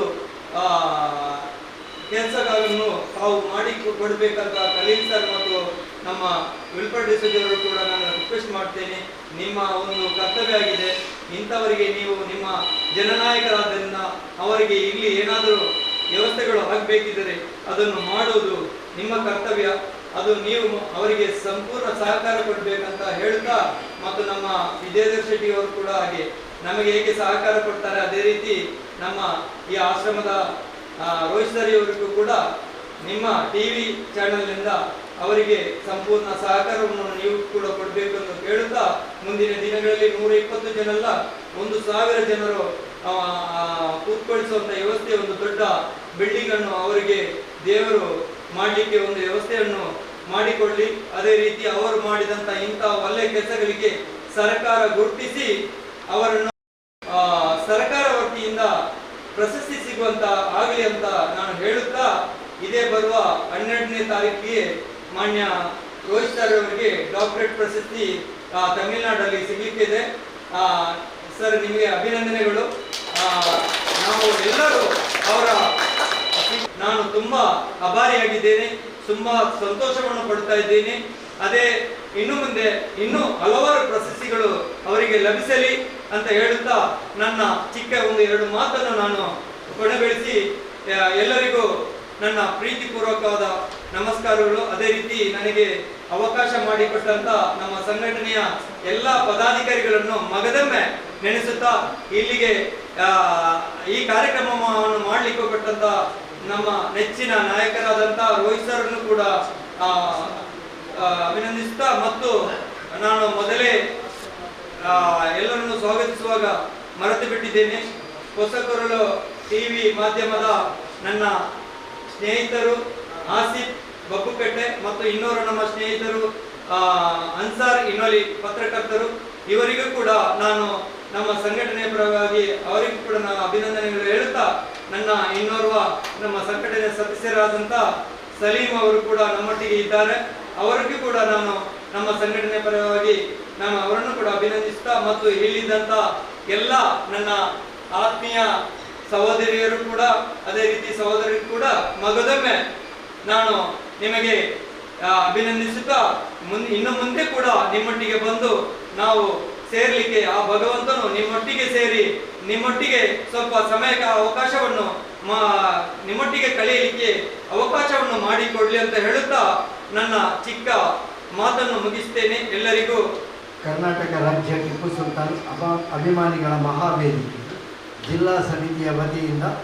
ಕರ್ನಾಟಕ ರಾಜ್ಯೋತ್ಸವ ಮತ್ತು ಹಜರತ್ ಟಿಪ್ಪು ಸುಲ್ತಾನ್ ಜನ್ಮ ದಿನಾಚರಣೆ ಕಾರ್ಯಕ್ರಮ ಮತ್ತು ವಿಶೇಷ ಸನ್ಮಾನ ಕಾರ್ಯಕ್ರಮ ಈ ಒಂದು ಸೋಮೇಶ್ವರದ ನಮ್ಮ ಕಡಲ ಕಿನಾರೆಯ ಪರಿಸರದಲ್ಲಿರುವಂತಹ ಪಶ್ಚಿಮ ರಿಹಾಬ್ ಸೆಂಟರ್ನಲ್ಲಿ ನಡೀತಾ ಇದೆ. ವೇದಿಕೆಯಲ್ಲಿರುವಂತಹ ಎಲ್ಲ ಅತಿಥಿ ಗಣ್ಯರೇ, ವೇದಿಕೆಯ ಮುಂಭಾಗದಲ್ಲಿರುವಂತಹ ಎಲ್ಲ ವಿಶೇಷಾತಿ ವಿಶೇಷ ಗಣ್ಯರೇ, ನೀವೆಲ್ಲರೂ ವಿಶೇಷ ಗಣ್ಯರು. ಯಾಕಂತ ಹೇಳಿದರೆ ನಾವೆಲ್ಲ ಸಮಾಜ ಜೀವಿಗಳು. ಮನುಷ್ಯ ಯಾವಾಗಲೂ ಸಂಘ ಜೀವಿ. ಒಬ್ಬಟ್ಟಿಯಾಗಿ ಬದುಕಬೇಕಿದ್ರೆ ಅದಕ್ಕೆ ಎರಡು ಕಾರಣಗಳು. ಒಂದು, ಅವನು ಸರ್ವಸಂಘವನ್ನು ಬಿಟ್ಟ ಪರಿತ್ಯಾಗಿಯಾಗಿ ಸನ್ಯಾಸಿಯಾಗಿರಬೇಕು, ಅಥವಾ ಎಲ್ಲವನ್ನು ಕಳ್ಕೊಂಡ ಹುಚ್ಚನಾಗಿರಬೇಕು. ಇವೆರಡು ಬಿಟ್ಟರೆ ಮನುಷ್ಯ ಒಬ್ಬಟ್ಟಿಯಾಗಿರಲಿಕ್ಕೆ ಸಾಧ್ಯವೇ ಇಲ್ಲ. ನಾವೆಲ್ಲ ಸಂಘ ಜೀವಿಗಳು, ಸಮಾಜ ಜೀವಿಗಳು. ಪರಸ್ಪರ ಒಬ್ಬರನ್ನೊಬ್ಬರು ನೆಚ್ಚಿಕೊಂಡು ಹಮ್ಮಿಕೊಂಡು ಆತ್ಮೀಯತೆಯಿಂದ ಬದುಕುತ್ತಾ ಇದ್ದೇವೆ. ನಿಮಗೆ ನಾವೇ ಸಮಾಜ. ಇಲ್ಲಿ ನಾವು ಯಾರು ಬರ್ತೇವೆ ಅವರೇ ಸಮಾಜ. ಯಾರು ಬಂದು ನಿಮಗೆ ಪ್ರೀತಿ ತೋರಿಸ್ತಾರೋ ಅವರೇ ನಿಮಗೆ ಸಮಾಜ. ಹಾಗಾಗಿ ನೀವೆಲ್ಲರೂ ನಮಗೆ ವಿಶೇಷಾತಿ ವಿಶೇಷ ಗಣ್ಯರು. ನಾವು ನಿಮಗೆ ಇವತ್ತು ಅತಿಥಿಗಳಾಗಿರಬಹುದು. ನಮ್ಮಂತಹ ಅನೇಕ ಮಂದಿ ಬರ್ತಾರೆ, ಹೋಗ್ತಾರೆ, ಒಂದಷ್ಟು ಮಾತನಾಡ್ತಾರೆ, ಏನಾದರೂ ಸಂತೋಷಗಳಿದ್ದರೆ ನಿಮ್ಮೊಂದಿಗೆ ಹಂಚಿಕೊಳ್ತಾರೆ. ಅದು ಸಮಾಜದ ಒಂದು ಭಾಗ, ಅದೊಂದು ಋಣ. ಯಾರಿಗೆ ನಾವು ಪ್ರೀತಿ ತೋರಿಸುವಂತಹ ಅವಶ್ಯಕತೆ ಇದೆಯೋ ಅಂತಹವರೊಟ್ಟಿಗೆ ಪ್ರೀತಿಯನ್ನು ಹಂಚಿಕೊಂಡು ಅವರಿಗೆ ಪರಸ್ಪರ ನಿಮ್ಮೊಂದಿಗೆ ನಾವಿದ್ದೇವೆ ಎನ್ನುವಂತಹ ಭರವಸೆಯನ್ನು ಕೊಟ್ಟು ಆ ಭರವಸೆಯ ಮೂಲಕವಾಗಿ ಪ್ರತ್ಯೇಕವಾಗಿ ನಿಮ್ಮನ್ನು ಪ್ರೋತ್ಸಾಹಿಸುವಂತಹ ಕೆಲಸ, ಅದನ್ನು ಇವತ್ತು ಕರ್ನಾಟಕ ರಾಜ್ಯ ಟಿಪ್ಪು ಸುಲ್ತಾನ್ ಅಭಿಮಾನಿಗಳ ಮಹಾವೇದಿಕೆ ಹಮ್ಮಿಕೊಂಡಿದೆ, ಮಾಡಿದೆ ಅಂತ ಹೇಳಿದರೆ ತಪ್ಪಾಗಲಾರದು. ನಮ್ಮಂತಹ ಎಲ್ಲರನ್ನು ಕರೆದು ನಿಮ್ಮೊಂದಿಗೆ ಬೆರೆಯುವಂತಹ ಒಂದು ಅವಕಾಶ. ಈ ಅವಕಾಶದ ಜೊತೆಗೆ ಕರ್ನಾಟಕ ರಾಜ್ಯೋತ್ಸವ ಮೊನ್ನೆ ತಾನೇ ನವೆಂಬರ್ 1ರಂದು ಕರ್ನಾಟಕ ರಾಜ್ಯೋತ್ಸವ ರಾಜ್ಯದೆಲ್ಲೆಡೆ ಆಚರಣೆ ಆಯಿತು. ರಾಜ್ಯೋತ್ಸವದ ಸಂದರ್ಭದಲ್ಲಿ ಕನ್ನಡದ ಒಂದಷ್ಟು ಕಾರ್ಯಕ್ರಮಗಳು, ಕನ್ನಡ ಗೀತೆಗಳು, ನಾಡಗೀತೆಗಳು, ಹೀಗೆ ಬೇರೆ ಬೇರೆ ಕಾರ್ಯಕ್ರಮಗಳನ್ನು ನಾವು ಅಲ್ಲಲ್ಲಿ ಹಮ್ಮಿಕೊಂಡಿದ್ದನ್ನು ಕಾಣಬಹುದು. ನಾವಂತೂ ಕೆಲವಾರು ಕಾರ್ಯಕ್ರಮಗಳಲ್ಲಿ ಭಾಗವಹಿಸಿ ಅದನ್ನು ಪ್ರಸಾರ ಮಾಡಿದವರಿದ್ದೇವೆ. ಇದರ ಜೊತೆಗೆ ಕರ್ನಾಟಕ ರಾಜ್ಯೋತ್ಸವ ಅಂತ ಹೇಳುವಾಗ ವಿಶೇಷವಾಗಿ ನೆನಪಿಗೆ ಬರುವುದು ರಾಜ್ಯ ರಾಜ್ಯೋತ್ಸವದ ಪ್ರಶಸ್ತಿಗಳು, ಜಿಲ್ಲಾ ರಾಜ್ಯೋತ್ಸವದ ಪ್ರಶಸ್ತಿಗಳು, ಹೀಗೆ ಒಂದಷ್ಟು ಪ್ರಶಸ್ತಿಗಳು ಕರ್ನಾಟಕ ರಾಜ್ಯೋತ್ಸವದ ಹೆಸರಿನಲ್ಲಿ ಲಭಿಸ್ತವೆ. ಸಮಾಜದಲ್ಲಿ ವಿಶೇಷ ಸಾಧನೆ ಮಾಡಿದವರನ್ನು ಗುರುತಿಸಿ ಕೊಡುವಂತಹ ಕಾರ್ಯಕ್ರಮ. ಆದರೆ ಗುರುತಿಸಿ ಕೊಡುವಂತಹ ಕಾರ್ಯಕ್ರಮ ಅಂತ ಹೇಳಿದಕ್ಕಿಂತಲೂ ಈಗ ಏನಾಗಿದೆ ಅಂತ ಹೇಳಿದರೆ ಪ್ರಶಸ್ತಿಯನ್ನು ನಾವು ಅರ್ಜಿ ಹಾಕಿ ಪಡೆದುಕೊಳ್ಬೇಕಾದಂತಹ ಅನಿವಾರ್ಯತೆಗಳು. ಮೊನ್ನೆ ಒಬ್ಬರು ಮಾತಾಡುವಾಗ ಹೇಳಿದರು, ನಮ್ಮದು 30 ವರ್ಷ ಆಯಿತು ಸಂಸ್ಥೆ, ಇಷ್ಟಿಷ್ಟು ನಾವು ಕೆಲಸ ಮಾಡ್ತಾ ಇದ್ದೇವೆ, ನಾವು ಆದರೆ ಅರ್ಜಿ ಹಾಕಿಲ್ಲ, ಹಾಗಾಗಿ ನಮ್ಮನ್ನು ಗುರುತಿಸುವವರಿಲ್ಲ. ನಾನು ಹೇಳಿದೆ, ನೀವು ಅರ್ಜಿ ಹಾಕಿ, ನಿಮ್ಮ ಪರವಾಗಿ ಯಾರಾದರೂ ಅರ್ಜಿ ಹಾಕಿ ಆದರೂ ನಿಮ್ಮನ್ನು ಗುರುತಿಸುವ ಕೆಲಸ ಆಗಬೇಕು. ಇಲ್ಲದಿದ್ದರೆ ಪ್ರಶಸ್ತಿಗಳು ಬರುವುದಿಲ್ಲ. 1 ವರ್ಷ 2 ವರ್ಷ 5 ವರ್ಷ ಆದ ಸಂಸ್ಥೆಗಳಿಗೆಲ್ಲ ಪ್ರಶಸ್ತಿ ಬರ್ತದೆ. ಕಳೆದ ವರ್ಷದ ಸಾಲಿನಲ್ಲಿ ನನಗೂ ಜಿಲ್ಲಾ ರಾಜ್ಯೋತ್ಸವ ಪತ್ರಿಕೋದ್ಯಮದ ವಿಭಾಗದಲ್ಲಿ ಬಂದಿತ್ತು. ಆದರೆ ನನಗೆ ಒಂದು ಹೆಮ್ಮೆ ಇದೆ, ನಾನು ಯಾವುದೇ ಅರ್ಜಿ ಹಾಕಿ ಪ್ರಶಸ್ತಿಯನ್ನು ಪಡೆದುಕೊಂಡದಲ್ಲ. ನನಗೆ ಜಿಲ್ಲಾ ಕಾರ್ಯನಿರತ ಪತ್ರಕರ್ತರ ಸಂಘದವರು ಗುರುತಿಸಿದರು. ಪತ್ರಕರ್ತರ ಸಂಘದಲ್ಲಿ ಹಿರಿಯ ನೆಲೆಯಲ್ಲಿ ಮತ್ತು ನಮ್ಮ ಸಾಧನೆಗಳ ನೆಲೆಯಲ್ಲಿ ಅದನ್ನು ಅವರು ಗುರುತಿಸಿ ಜಿಲ್ಲಾಡಳಿತಕ್ಕೆ ಕಳಿಸಿಕೊಟ್ಟರು. ಅದಕ್ಕೆ ನಮ್ಮವರಾದಂಥ ಆಸಿಫು ಅನ್ಸಾರ್ ಅವರು ನನ್ನ ಅರ್ಜಿ ತಯಾರಿಸಬೇಕಿತ್ತು, ನಾನು ತಯಾರಿಸಲಿಲ್ಲ, ಅವರೇ ತಯಾರಿಸಿಕೊಟ್ಟರು. ನಾನೊಂದು ದಸ್ಕತ್ತು ಮಾತ್ರ ಹಾಕಿದ್ದೆ ಅದಕ್ಕೆ, ಹಾಗಾಗಿ ಬಂದಿತ್ತು. ಇದೊಂದು ಹೇಳಿಕೊಳ್ಳಿಕ್ಕೆ ಹೆಮ್ಮೆ ಆಗ್ತದೆ. ಯಾಕೆಂತ ಹೇಳಿದರೆ ಅರ್ಜಿ ಹಾಕಿ ಪ್ರಶಸ್ತಿ ಪಡೆದು ಅದರ ಬೆನ್ನ ಹಿಂದೆ ಹೋಗಿ ಪ್ರಶಸ್ತಿ ಪಡೆಯುವುದಕ್ಕಿಂತಲೂ ಅದರ ಫಲ ಅಪೇಕ್ಷೆ ಇಲ್ಲದೆ ಅದಾಗಿ ಬಂದಾಗ ಸ್ವೀಕರಿಸುವಂಥ ಹೆಮ್ಮೆ ಅದು ಬಹಳ ಖುಷಿಯಾಗುತ್ತದೆ. ನಮ್ಮ ಸಾಧನೆಯನ್ನು ಗುರುತಿಸಿದಾಗ ನಾವು ಏನು ಸಾಧನೆ ಮಾಡಿದ್ದೇವೆ ಅಂತ ಹೇಳಿಕೊಳ್ಳೋದು ಇದು ದೊಡ್ಡದಲ್ಲ, ಆದರೆ ಏನೋ ಮಾಡಿದ್ದೇವಲ್ಲ ಅದನ್ನಾದರೂ ಕನಿಷ್ಠ ಗುರುತಿಸುವ ಕೆಲಸ ಆಗಿದೆ ಅನ್ನುವಂಥ ಒಂದು ತೃಪ್ತಿ ಇರ್ತದೆ. ಈ ಸಲ ನಮ್ಮ ಶಾಫಿ ಬಬ್ಬಗಟ್ಟೆಯವರಿಗೆ ಬರಬೇಕಿತ್ತು, ಅದಕ್ಕಾಗಿ ನಮ್ಮ ಕೆಲವರು ತುಂಬ ಪ್ರಯತ್ನ ಮಾಡಿದರು. ಆದರೆ ಏನೋ ಕೆಲವಾರು ಕಾರಣಗಳಿಂದ ಅದು ಕೈತಪ್ಪಿ ಹೋಯಿತು. ಮುಂದಕ್ಕಾದರೂ ಅವರಿಗೆ ಜಿಲ್ಲಾ ರಾಜ್ಯೋತ್ಸವ ಪ್ರಶಸ್ತಿ ಬರಲಿ, ರಾಜ್ಯ ರಾಜ್ಯೋತ್ಸವದ ಪ್ರಶಸ್ತಿ ಬರಲಿ. ಇನ್ನು ನಮ್ಮೊಟ್ಟಿಗಿದ್ದಾರೆ, ನನಗೆ ಎಲ್ಲರ ಪರಿಚಯ ಇಲ್ಲದಿದ್ದರು. ಜಮಾತೆ ಇಸ್ಲಾಮಿ ಹಿಂದಿ ಇದೆ, ಹಲವಾರು ಸಾಮಾಜಿಕ ಕಾರ್ಯಕ್ರಮಗಳನ್ನು ಮಾಡಿಕೊಳ್ತಾರೆ. ಕೋವಿಡ್ನ ಸಂದರ್ಭದಲ್ಲಿ ನಿರಂತರವಾಗಿ ಕೋವಿಡ್ನ ಸಂತ್ರಸ್ತರಿಗಾಗಿ ಅನೇಕ ಸಹಾಯಗಳು, ಆಹಾರದ ಕಿಟ್ಗಳು, ಔಷಧೀಯ ಸಾಮಗ್ರಿಗಳು, ಬೇಕಾದವರಿಗೆ ಅಗತ್ಯದ ವಸ್ತುಗಳು, ಹೀಗೆ ಎಷ್ಟು ಸಾಧ್ಯವೋ ಅಷ್ಟು ಅವರು ಕೆಲಸ ಮಾಡಿದ್ದಾರೆ. ಉದಾಹರಣೆಗೆ ಹೇಳುತ್ತಿದ್ದರೆ ನಾಡ್ದು 15ರಿಂದ 20ರವರೆಗೆ 5 ದಿನಗಳ ಆಧಾರ್ ನೋಂದಣಿ ಮತ್ತು ತಿದ್ದುಪಡಿ ಕ್ಯಾಂಪನ್ನು ಕೂಡ ಅವರು ದೇರಳಕಟ್ಟೆ ನೇತಾಜಿ ಹೈಸ್ಕೂಲ್ನಲ್ಲಿ ಹಮ್ಮಿಕೊಂಡಿದ್ದಾರೆ. ಇದೆಲ್ಲ ಸಮಾಜದ ಉಪಯೋಗಕ್ಕಾಗಿ. ಇಂತಹ ಸಾಮಾಜಿಕ ಚಟುವಟಿಕೆಗಳನ್ನು ಮಾಡುವಂಥ ಅದೆಷ್ಟೋ ಸಂಘ ಸಂಸ್ಥೆಗಳಿವೆ. ಅವರಿಗೆಲ್ಲ ಗುರುತಿಸುವವರು ಯಾರಾದರೂ ಒಬ್ಬರು ಬೇಕು. ನಾನು ಯಾಕೆ ಹೇಳ್ತೇನೆ ಅಂತ ಹೇಳಿದರೆ, ಅರ್ಜಿ ಅವರು ಹಾಕದಿದ್ದರೆ ಅವರಿಗಿರ್ಬೋದು, ನಾವು ನಮ್ಮ ಕೆಲಸ ಮಾಡ್ತೇವೆ ಬಂದರೆ ಬರಲಿ ಅಂತ ಇರ್ಬೋದು. ಆದರೆ ಯಾರಾದರೂ ಅದನ್ನು ಗುರುತಿಸಿ, ಜಮಾತೆ ಇಸ್ಲಾಮಿ ಹಿಂದಿನವರು, ಕರ್ನಾಟಕ ರಾಜ್ಯ ಟಿಪ್ಪು ಸುಲ್ತಾನ್ ವೇದಿಕೆಯ ಜಿಲ್ಲಾ ಘಟಕದವರು, ಶಾಫಿಯವರು ಇಷ್ಟಿಷ್ಟು ಕೆಲಸ ಮಾಡ್ತಾ ಇದ್ದಾರೆ ಅಂತ ಹೇಳಿಕೊಂಡು ಯಾರಾದರೂ ಅವರ ಪರವಾಗಿ ಒಂದೆರಡು ಸಂಘ ಸಂಸ್ಥೆಗಳು ಅವರಿಗೆ ಆ ಒಂದು ಪ್ರೋತ್ಸಾಹವನ್ನು ಕೊಟ್ಟು ಅವರ ಪರವಾಗಿ ಅರ್ಜಿ ಹಾಕಿದರೆ ಆ ಮೂಲಕವಾದರೂ ಪ್ರಶಸ್ತಿ ಬರಲಿಕ್ಕೆ ಸಾಧ್ಯ ಇದೆ. ಈಗ ಪಶ್ಚಿಮ ರಿಹಾಬ್ ಸೆಂಟರ್ ಈಗ ಹೇಳಿದರು ಶಾಫಿಯವರು, ಈ ಸಂಸ್ಥೆಗೂ ಕೂಡ ಸಹಾಯ ಬೇಕು. ಯಾಕೆಂತ ಹೇಳಿದರೆ ಈ ವೃದ್ಧಾಶ್ರಮವನ್ನು ನಡೆಸುವುದು ಅಥವಾ ಅನಾಥರನ್ನು ಸಾಕಿ ಸಲಹುವುದು ತುಂಬ ಸವಾಲಿನ ಕೆಲಸ, ಅದೇನು ಅಷ್ಟು ಸುಲಭದ ಕೆಲಸವಲ್ಲ. ಪ್ರತಿನಿತ್ಯದ ಖರ್ಚು ವೆಚ್ಚಗಳು, ತಿಂಗಳ ಆಗು ಹೋಗುಗಳು, ಅದರ ಮೇಲೆ ಅವರ ವೈಯಕ್ತಿಕವಾದಂತಹ ಜವಾಬ್ದಾರಿಗಳು, ಅವರ ಆ ಒಂದು ಹೊಣೆಗಾರಿಕೆ ಎಷ್ಟಿದೆ ಅಂತ ಹೇಳಿದರೆ ಅದನ್ನು ಪ್ರತ್ಯಕ್ಷವಾಗಿ ಮಾಡಿದವರಿಗೆ ಗೊತ್ತು. ಏನಾದರೂ ಒಂದು ಸಣ್ಣ ಅನಾಹುತವಾದರೂ ನಾವು ಮಾಡಿದ ಎಲ್ಲ ಕೆಲಸಗಳು ನೀರಿನಲ್ಲಿ ಹಾಕಿದ ಹೋಮದ ಹಾಗೆ ಆಗ್ತದೆ. ಆ ಒಂದು ಸಣ್ಣ ಕೆಲಸವೇ ಸಮಾಜಕ್ಕೆ ದೊಡ್ಡದಾಗಿ ಕಾಣುತ್ತದೆ, ಅದುವೇ ದೊಡ್ಡ ಕಳಂಕವಾಗಿ ತಡ್ತದೆ. ಅಂತಹ ಅದೆಷ್ಟೋ ಉದಾಹರಣೆಗಳನ್ನು ನಾವು ಕಂಡಿದ್ದೇವೆ. ಹಾಗಾಗಿ ಪಶ್ಚಿಮ ರಿಹಾಬ್ ಈ ಒಂದು ಸೇವಾ ಕೇಂದ್ರ ಏನು ಕೆಲಸ ಮಾಡ್ತಾ ಇದೆಯೋ ಅದರ ಪರವಾಗಿಯೂ ನಾವು ಜಿಲ್ಲಾಡಳಿತಕ್ಕೂ ರಾಜ್ಯಕ್ಕೂ ಅರ್ಜಿ ಸಲ್ಲಿಸಿ ಅಂತಹ ಪ್ರಶಸ್ತಿಗಳನ್ನು ಬರುವ ಹಾಗೆ ಮಾಡಬೇಕು. ಯಾಕೆ ಈ ಪ್ರಶಸ್ತಿಯ ಬಗ್ಗೆ ವಿಶೇಷ ಉಲ್ಲೇಖ ಮಾಡ್ತಾ ಇದ್ದೇನೆ ಹೇಳಿದರೆ, ಇದು ಕರ್ನಾಟಕ ರಾಜ್ಯೋತ್ಸವ, ಇದೊಂದು ಪ್ರಶಸ್ತಿ ಪಡೆಯುವಂತಹ ಸಮಯ. ಇಂತಹ ಸಮಯದಲ್ಲಿ ರಾಜ್ಯ ರಾಜ್ಯೋತ್ಸವ ಪ್ರಶಸ್ತಿ ಒಂದು ವೇಳೆ ಪಶ್ಚಿಮ ರಿಹಾಬ್ ಸೆಂಟರ್ಗೆ ಬಂದರೆ ಅವರಿಗೆ ಆರ್ಥಿಕವಾಗಿ ಒಂದು ದೊಡ್ಡ ಸಹಾಯ ಆಗ್ತದೆ. ಪ್ರಶಸ್ತಿ ಬರುವಷ್ಟೇ ದೊಡ್ಡ ಸಹಾಯ ಈ ಸಲದಿಂದ. ಕಳೆದ ಸಾಲವರೆಗೆ ಕರ್ನಾಟಕ ರಾಜ್ಯ ರಾಜ್ಯೋತ್ಸವಕ್ಕೆ 1 ಲಕ್ಷದ ನಗದು ಪುರಸ್ಕಾರ ಇತ್ತು. ಈ ವರ್ಷದಿಂದ ಅದನ್ನು 5 ಲಕ್ಷಕ್ಕೆ ಏರಿಸಿದ್ದಾರೆ.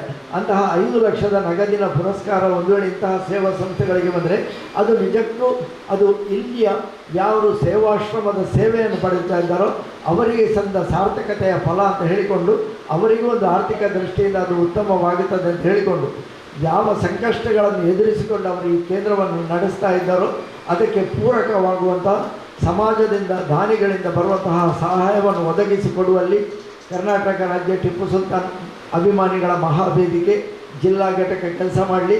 ನಾವು ಕೂಡ ಅದಕ್ಕೆ ಸಹಕಾರವನ್ನು ಕೊಡಲಿಕ್ಕೆ ಸಿದ್ಧರಿದ್ದೇವೆ. ನಾವಿರುವುದೇ ಸಮಾಜದಲ್ಲಿರುವಂತಹ ಕೇವಲ ಕುಂದುಕೊರತೆಗಳನ್ನು ತೋರಿಸುವುದು ಮಾತ್ರ ಪತ್ರಕರ್ತರ ಕೆಲಸ ಅಲ್ಲ.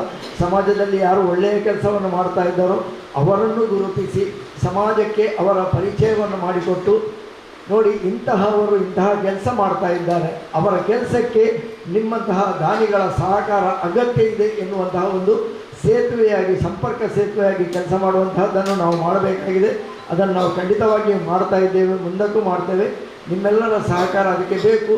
ವಿಶೇಷವಾಗಿ ಹಿರಿಯರಾಗಿ ನೀವು ಯಾರೆಲ್ಲ ಇಲ್ಲಿ ಇದ್ದೀರೋ, ಯಾರೆಲ್ಲ ಸೇವೆ ಮಾಡ್ತಾ ಇದ್ದೀರೋ, ನಿಮ್ಮ ಬದುಕು ಯಾವತ್ತೂ ಆಶಾಕಿರಣವಾಗಿ ಭವಿಷ್ಯದ ಒಳ್ಳೆಯ ದಿನಗಳಿಗೆ ನಿಮ್ಮ ಆ ಒಂದು ಕಂಗಳು ಸಾಕ್ಷಿಯಾಗಿ ಇಲ್ಲಿಯ ಸೇವೆಯ ಸಾರ್ಥಕತೆಯನ್ನು ಪಡೆದು ನಿಮ್ಮ ಬದುಕು ಒಳ್ಳೆಯದಾಗಲಿ. ಯಾರೆಲ್ಲ ನಿಮಗೆ ಕೈ ಜೋಡಿಸ್ತಾ ಇದ್ದಾರೋ ಅವರಿಗೂ ದೇವರು ನಿರಂತರ ಅನುಗ್ರಹ ಮಾಡಲಿ. ಇಂತಹ ಒಳ್ಳೆಯ ಕೆಲಸ ಮಾಡುವಂತಹ ಮನಸ್ಸನ್ನು ಎಲ್ಲರಿಗೂ ದೇವರು ಕೊಡಲಿ ಅಂತ ಹೇಳಿಕೊಳ್ಳುತ್ತಾ, ವಿಶೇಷವಾಗಿ ಶಾಫಿ ಬಬ್ಬುಗಟ್ಟೆಯವರು ಈಗಾಗಲೇ ಕರ್ನಾಟಕ ರಾಜ್ಯ ಟಿಪ್ಪು ಸುಲ್ತಾನ ಅಭಿಮಾನಿಗಳ ಮಹಾವೇದಿಕೆ ದಕ್ಷಿಣ ಕನ್ನಡ ಜಿಲ್ಲಾ ಅಧ್ಯಕ್ಷರಾಗಿ ನಾವು ನೋಡಿದ್ದೇವೆ. 3 ಮನೆಗಳನ್ನು ಅನಾಥರಿಗಾಗಿ, ಅಂದರೆ ಅರ್ಹ ಬಡವರಿಗಾಗಿ, ಅನಾಥರಾಗಿ ಅಂತ ಹೇಳೋದಕ್ಕಿಂತಲೂ ಅರ್ಹ ಬಡವರಿಗೆ, ಅವರಿಗೆ ಒಂದಷ್ಟು ಜಾಗ ಇರಬಹುದು, ಆ ಜಾಗೆಗೆ ಮನೆ ಕಟ್ಟಿಕೊಡುವಂತಹ ವ್ಯವಸ್ಥೆಯನ್ನು ಶಾಫಿ ಬಬ್ಬಿಗಟ್ಟೆಯವರ ನೇತೃತ್ವದಲ್ಲಿ ಈಗಾಗಲೇ 3 ಮನೆಗಳ ನಿರ್ಮಾಣವಾಗಿದೆ. ಇನ್ನೂ 1-2 ಮನೆಗಳ ಯೋಜನೆ ಅವರಲ್ಲಿ ಇದೆ. ಈಗಾಗಲೇ ಕೆಲವು ನಿರ್ಮಾಣ ಹಂತದಲ್ಲಿದೆ. ಇಂತಹ ಯೋಜನೆಗಳಿಗೆ ಅವರಿಗೂ ಕೂಡ ದಾನಿಗಳ ಸಹಕಾರ ಒದಗಿ ಬರಲಿ. ಸ್ವತಃ ಅವರು ಸಮಾಜ ಸೇವೆಯನ್ನು ಮಾಡುತ್ತಾ ಇನ್ನೊಬ್ಬ ಸಮಾಜ ಸೇವೆ ಮಾಡುವವರನ್ನು ಗುರುತಿಸುತ್ತಾ, ಅವರನ್ನು ಗೌರವಿಸುತ್ತಾ, ಅವರ ವೇದಿಕೆಯ ಮೂಲಕವಾಗಿ ಸಮಾಜದಲ್ಲಿ ನಾವು ಏನು ಹೇಳ್ತಾ ಇದ್ದೇವೆ, ನಾವು ಯಾರಿಂದ ಏನನ್ನು, ಬೈಬಲಲ್ಲಿ ಒಂದು ಮಾತಿದೆ, ಏನಂತ ಹೇಳಿದರೆ, ನಾವು ಯಾರಿಂದ ಏನನ್ನು ಅಪೇಕ್ಷಿಸುತ್ತೇವೆಯೋ ಮೊದಲು ನಾವು ಅವರಿಗೆ ಅದನ್ನು ಕೊಡಲಿಕ್ಕೆ ಕಲಿಬೇಕಂತೆ. ನಾವು ಗೌರವವನ್ನು ಬಯಸ್ತಾ ಇದ್ದರೆ ಇನ್ನೊಬ್ಬರಿಗೆ ಗೌರವವನ್ನು ಕೊಡುವುದನ್ನು ಕಲಿಯಬೇಕು. ಆ ಮೂಲಕವಾಗಿ ನಾವು ಗೌರವವನ್ನು ಕೊಟ್ಟರೆ ಸಮಾಜ ನಮ್ಮನ್ನು ಗೌರವಿಸ್ತದೆ ಎನ್ನುವಂತಹ ಆ ಒಂದು ಮಾತುಗಳು ಜೊತೆಗೆ ನಮ್ಮ ಭಗವದ್ಗೀತೆಯಲ್ಲೂ ಒಂದು ಮಾತಿದೆ, ಕರ್ಮಣ್ಯೇ ವಾದಿಕಾರಸ್ಯ ಮಾ ಫಲೇಶು ಕದಾಚನ ಅಂತ ಹೇಳಿಕೊಳ್ಳುತ್ತಾ, ನಿಮ್ಮ ಕೆಲಸವನ್ನು ನೀವು ಮಾಡಿ, ಅದರಲ್ಲಿ ಪ್ರತಿಫಲಾಕ್ಷೆಯನ್ನು ನೀವು ನಿರೀಕ್ಷಿಸಬೇಡಿ. ಪ್ರತಿಫಲವನ್ನು ಕೊಡುವವರು ಒಬ್ಬರು ಇದ್ದಾರೆ, ಅವರು ಖಂಡಿತವಾಗಿಯೂ ನಿಮ್ಮ ಯಾವ ಒಳ್ಳೆಯ ಕೆಲಸವನ್ನು ಮಾಡಿದ್ದೀರೋ ಅದಕ್ಕೆ ಒಳ್ಳೆಯ ಪ್ರತಿಫಲವನ್ನು ಕೊಟ್ಟೇ ಕೊಡುತ್ತಾರೆ ಎನ್ನುವಂತಹ ಆ ಒಂದು ಭರವಸೆ, ಅಂತಹ ನಂಬಿಕೆಗಳು ನಮ್ಮ ಮೇಲೆ ಇರಲಿ ಅಂತ ಹೇಳಿಕೊಳ್ಳುತ್ತಾ, ಕರ್ನಾಟಕ ರಾಜ್ಯೋತ್ಸವದಲ್ಲಿ ಇವತ್ತು ವಿಶೇಷವಾಗಿ ಕರೆದು ಇಲ್ಲಿ ಮಾತನಾಡಲಿಕ್ಕೆ ಅವಕಾಶ ಕೊಟ್ಟಂತಹ ಎಲ್ಲರಿಗೂ ವಂದಿಸುತ್ತಾ, ಎಲ್ಲರಿಗೂ ಶುಭವಾಗಲಿ. ಎಲ್ಲರಿಗೂ ನಮಸ್ಕಾರ. ಒಂದು ಕಡೆ ಖುಷಿ ಆಗ್ತದೆ, ಇನ್ನೊಂದು ಕಡೆ ಬೇಸರ ಕೂಡ ಆಗ್ತದೆ. ಏಕೆಂದರೆ ಈ ಒಂದು ಕಾರ್ಯಕ್ರಮ ಇವತ್ತು ಟಿಪ್ಪು ಸುಲ್ತಾನ್ ಜನ್ಮದಿನೋತ್ಸವ, ನನಗೆ ಗೊತ್ತಿಲ್ಲ, ಇವರಿಗೆ ಹೇಳಿದ ಮೇಲೆ ಗೊತ್ತಾಯಿತು. ಅದೇ ರೀತಿ ಕರ್ನಾಟಕ ರಾಜ್ಯೋತ್ಸವ ಅದು ನವೆಂಬರ್ 1ಕ್ಕೆ ಅಂತ ನಿಗದಿಪಡಿಸಿದ್ದಾರೆ. ಆದರೆ ನಮ್ಮ ಶಾಫಿ ಬಬ್ಬುಗಟ್ಟೆಯವರು ಹೇಳಿದರು ಈ ತಿಂಗಳು ಪೂರ್ತಿ ಅದನ್ನು ಆಚರಣೆ ಮಾಡ್ಬೋದು ಅಂತ. ಆಗಿರ್ಬೋದು, ಅವರಷ್ಟು ತಿಳುವಳಿಕೆ ಇಲ್ಲದೆ ಹೇಳಲಿಕ್ಕಿಲ್ಲ. ಶಾಫಿ ಬಬ್ಬುಗಟ್ಟೆಯವರು ಹಲವಾರು ವಿಚಾರದಲ್ಲಿ ನಮ್ಮ ಮುಂದೆ ಇಟ್ಟಿದ್ದರು. ಜನಪ್ರತಿನಿಧಿಗಳು ಹೇಗಿರಬೇಕು, ಜನಪ್ರತಿನಿಧಿ ಆದ ಕೂಡಲೇ ನಗರಸಭೆಯಲ್ಲಿ ನೀವು ಇಡೀ ದಿನ ಕಲಿತಾ ಇರ್ತೀರಿ, ಕೆಲಸ ಇಲ್ಲದಿದ್ದರು. ಅದೊಂದು ಒಳ್ಳೆಯ ಸಲಹೆ, ಅದನ್ನು ನಾನು ಸ್ವಾಗತಿಸುತ್ತೇನೆ. ಅದೇ ರೀತಿ ವಾರ್ಡಿಗೆ ಬರದ ಕೆಲವೊಂದು ಕೌನ್ಸಿಲರ್ಗಳು ಅವರು ಕೆಲಸ ಮಾಡದಿದ್ದರು, ನಾವು ಮಾಡಿದರೆ ಅದನ್ನು ಅವರ ಒಂದು ಪ್ರಶ್ನೆ ಮಾಡುವಂಥದ್ದು, ಇದೆಲ್ಲ ಸ್ವಾಭಾವಿಕ. ಇದರಲ್ಲೆಲ್ಲ ನಾವು ಸಿಟ್ಟು ಮಾಡಲಿಕ್ಕಿಲ್ಲ. ಇಲ್ಲ, ಅವರಿಗೆ ಘನತೆಗೆ ಸ್ವಲ್ಪ ಧಕ್ಕೆ ಬರ್ತದೆ, ಅದಕ್ಕೆ ಅವರು ಮಾಡ್ತಾರೆ. ಆದರೆ ಈ ಶಾಫಿ ಬಬ್ಬುಗಟ್ಟೆ, ನಾನು ಒಂದು ಕಾಲದಲ್ಲಿ ಅವರನ್ನು ವಿರೋಧಿಸುತ್ತಾ ಇದ್ದೆ, ಆದರೆ ಅವರು ನನ್ನನ್ನು ಪ್ರೀತಿಸುತ್ತಾ ಇದ್ದರು. ನಾನು ಹಲವಾರು ಕಡೆ ಹೋಗುವಾಗ ಅವರು ನನಗೆ ಗೌರವ ಕೊಡ್ತಾ ಇದ್ದರು, ಬಹಳ ಪ್ರೀತಿಯಲ್ಲಿ ಸ್ವಾಗತ ಮಾಡ್ತಾ ಇದ್ದರು. ನನಗೆ ಅನಿಸಿದ್ದು, ನಾನು ಯಾರ ಮಾತು ಕೇಳಿ ಯಾಕೆ ಅವರನ್ನು ವಿರೋಧಿಸಬೇಕು ಅಂತ. ಇದು ಪೈಗಂಬರ್ ಹೇಳಿದ್ದಾರೆ, ಮೊಹಮ್ಮದ್ ಪೈಗಂಬರ್ ಅವರು ಹೇಳ್ತಾರೆ, ನಿಮ್ಮನ್ನು ಯಾರು ವಿರೋಧಿಸುತ್ತಾರೆ ನೀವು ಅವರನ್ನು ಪ್ರೀತಿಸ ಅಂತ, ಆಗ ನಿಮ್ಮ ಶತ್ರು ನಿಮ್ಮ ಮಿತ್ರರಾಗ್ತಾರೆ ಅಂತ ಹೇಳಿದ್ದಾರೆ. ನನಗೆ ನಿಜ ಆಯಿತು. ನಾನು ಎಷ್ಟೋ ಸಲ ನಾನು ವಿರೋಧಿಸುತ್ತಾ ಇದ್ದೆ ಅವರನ್ನು, ಸಾಮಾಜಿಕ ಜಾಲತಾಣದಲ್ಲಿ ಕೂಡ ವಿರೋಧಿಸುತ್ತಿದ್ದೆ, ಆದರೆ ಅವರು ನನ್ನನ್ನು ಪ್ರೀತಿಸ್ತಾ ಇದ್ದರು. ಇವತ್ತು ಈ ಒಂದು ಕಾರ್ಯಕ್ರಮಗಳು ನನ್ನ ಹತ್ರ ಹೇಳಿದರು, ನಾನು ಉಲ್ಲಾಲ ನಗರಸಭೆಯ ಏಕೈಕ ಸದಸ್ಯ, ಅದು ನಿಮ್ಮನ್ನು ಮಾತ್ರ ಕರೆಯಿದ್ದೆ, ಬೇರೆ ಯಾರನ್ನು ಕರೆಯುವುದಿಲ್ಲ ಅಂತ. ತುಂಬ ಸಂತೋಷ ಆಯಿತು. ನಾನು ಇವತ್ತು ಈ ಕಾರ್ಯಕ್ರಮಕ್ಕೆ ಬಂದು ಬೆಳಿಗ್ಗೆ ಕೂಡ ಫೋನ್ ಮಾಡಿದ್ದಾರೆ, ಬರಲೇಬೇಕು ನೆನಪಿಸಿದ್ದಾರೆ. ಏಕೆಂದರೆ ಅವರು ಇನ್ವಿಟೇಷನಲ್ಲಿ ಕೊಡಲಿಲ್ಲ, ಏಕೆಂದರೆ ಅದಕ್ಕೆ ಬೇರೆ ಬೇರೆ ಏನಾದರೂ ಇರ್ಬೋದು. ಏಕೆಂದರೆ ಈ ಟಿಪ್ಪು ಸುಲ್ತಾನ್ ಅಂತ ಹೇಳಿದರೆ ಕೆಲವರಿಗೆ ಆಗೋದಿಲ್ಲ. ಟಿಪ್ಪು ಸುಲ್ತಾನ್ ಹೆಸರು ಟಿಪ್ಪು ಎಕ್ಸ್ಪ್ರೆಸ್ ಅಂತ ನಾವು ತೆಗೆದ ಕೂಡಲೇ ಟಿಪ್ಪು ಸುಲ್ತಾನ್ ಹೆಸರೇನು ಕಡಿಮೆ ಕಡಿಮೆ ಆಗೋದಿಲ್ಲ. ನಾವು ಹೊರಗೆ ಯುರೋಪ್ ಕಂಟ್ರಿಗೆ ಹೋಗಿ, ಇಲ್ಲಿ ಜರ್ಮನಿಯಲ್ಲಿ ಅವರದ್ದು ಮ್ಯೂಸಿಯಂ ಉಂಟಂತೆ, ಕೆಲವು ಕಡೆ ಯುರೋಪ್ ಕಂಟ್ರಿಯಲ್ಲಿ ಅವರದ್ದು ರೆಸ್ಟೋರೆಂಟ್ ಉಂಟು, ಅವರ ಹೆಸರಲ್ಲಿ ಮಾಡಿದ್ದುಂಟು. ನಾವು ಎಷ್ಟೇ ಷಡ್ಯಂತ್ರ ಮಾಡಿ ನಮ್ಮ ರಾಜಕೀಯ ಹಿತಾಸಕ್ತಿಗಾಗಿ ಒಂದು ವರ್ಗದವರು ನಮ್ಮನ್ನು ಪ್ರೀತಿಸಲಿ ಎಂದು ಇದಕ್ಕೋಸ್ಕರ ನಾವು ಟಿಪ್ಪು ಸುಲ್ತಾನ್ ಹೆಸರನ್ನು ಮರೆಮಾಚುವುದಾದರೆ ಖಂಡಿತವಾಗಿ ಟಿಪ್ಪು ಸುಲ್ತಾನ್ ಘನತೆಗೆ ಇದು ಧಕ್ಕೆ ಬರುವುದಿಲ್ಲ ಅಂತ ಈ ಸಂದರ್ಭದಲ್ಲಿ ನಾನು ಹೇಳಲಿಕ್ಕೆ ಇಷ್ಟಪಡ್ತಾ ಇದ್ದೇನೆ. ಏನೇ ಆಗಲಿ ನಾನು ಜಾಸ್ತಿ ಮಾತಾಡೋದಿಲ್ಲ. ಹೊಸ ಕುರಲ್ ವಿದ್ಯಾಧರವರು ಬಹಳಷ್ಟು ಮಾತಾಡಿದ್ದಾರೆ. ಸಮಾಜ ನೀವು ಕೆಲಸ ಮಾಡಿ, ನಿಮ್ಮನ್ನು ಗುರುತಿಸದಿದ್ದರೂ ನೀವು ಕೆಲಸ ಮಾಡಿ, ಆದರೆ ಗುರುತಿಸುವವರೊಬ್ಬರು ಇದ್ದಾರೆ ಅಂತ ಬಹಳ ದೊಡ್ಡದಾದ ಒಂದು ಮಾತನ್ನು ಹೇಳಿದ್ದಾರೆ. ಯಾಕೆಂದರೆ ಈಗ ನಮ್ಮ ಇವರು ನನ್ನ ಹೆಸರು ಕೇಳಿದ್ದೇನೆ. ಯಾಕೆಂದರೆ ಹೆಲ್ಪ್ ಇಂಡಿಯಾ ಫೌಂಡೇಶನ್ ಅವರು ಹಲವಾರು ಸಲ ಇಲ್ಲಿ ಇದು ಕಾರ್ಯಕ್ರಮ ಮಾಡಿದ್ದರು, ಶಾಸಕರು ಕೂಡ ಬಂದಿದ್ದರು. ಆದರೆ ನನಗೆ ಬರಲಿಕ್ಕೆ ಆಗಲಿ, ನನ್ನನ್ನು ಕೂಡ ರಾಜಿಗೆ ಅವರು ಕರೆದಿದ್ದು, ನನ್ನ ಕ್ಲೋಸ್ ಫ್ರೆಂಡ್ ಅವರು, ಆಯಿತಾ. ಆದರೆ ತುಂಬ ಬೇಸರ ಆಗ್ತದೆ ನೋಡುವಾಗ. ಇವರಿಗೆಲ್ಲ ಮಕ್ಕಳು ಇರ್ಬೋದು, ಇಲ್ಲೆಲ್ಲ ಇರ್ಬೋದು, ಪಾಪ ಇವರೆಲ್ಲ ಬೆವರು ಸುರಿಸಿ ದುಡಿದು ಅವರನ್ನು ದೊಡ್ಡದು ಮಾಡಿರ್ಬೋದು.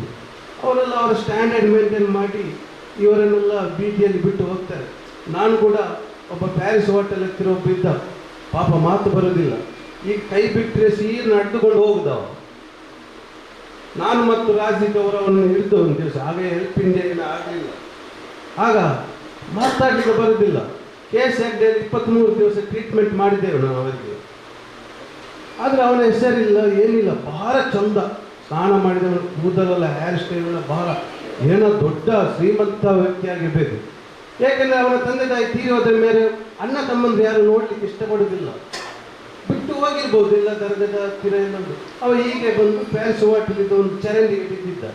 ಆಮೇಲೆ ನಾವು ಕೇಸ್ ಹೆಗ್ಡೆಗೆ ಹೋಗಿ ಅವನಿಗೆ ಟ್ರೀಟ್ಮೆಂಟ್ ಮಾಡಿ ಅವನಿಗೆ ಬಟ್ಟೆ ಎಲ್ಲ ಹಾಕಿ, ಮತ್ತೆ ಬೆಂಗಳೂರಿನ ಹೆಣ್ಣೂರು ಎಂಬ ಪ್ರದೇಶದಲ್ಲಿ ಆಟೋ ರಾಜ ಅಂತ ಒಬ್ಬರು ಇದ್ದರು, ಇವರಾಗೆ ನಿರ್ಗತಿಕರನ್ನೆಲ್ಲ ತಂದು ಸಾಕುದವರು. ಬಹಳ ದೊಡ್ಡ ಆಶ್ರಮ, ಹೆಂಗಸರಿಗೆ ಬೇರೆ ಗಂಡಸರಿಗೆ ಬೇರೆ, ಬಹಳ ಬಹಳ ದೊಡ್ಡ ಆಶ್ರಮಗಳು.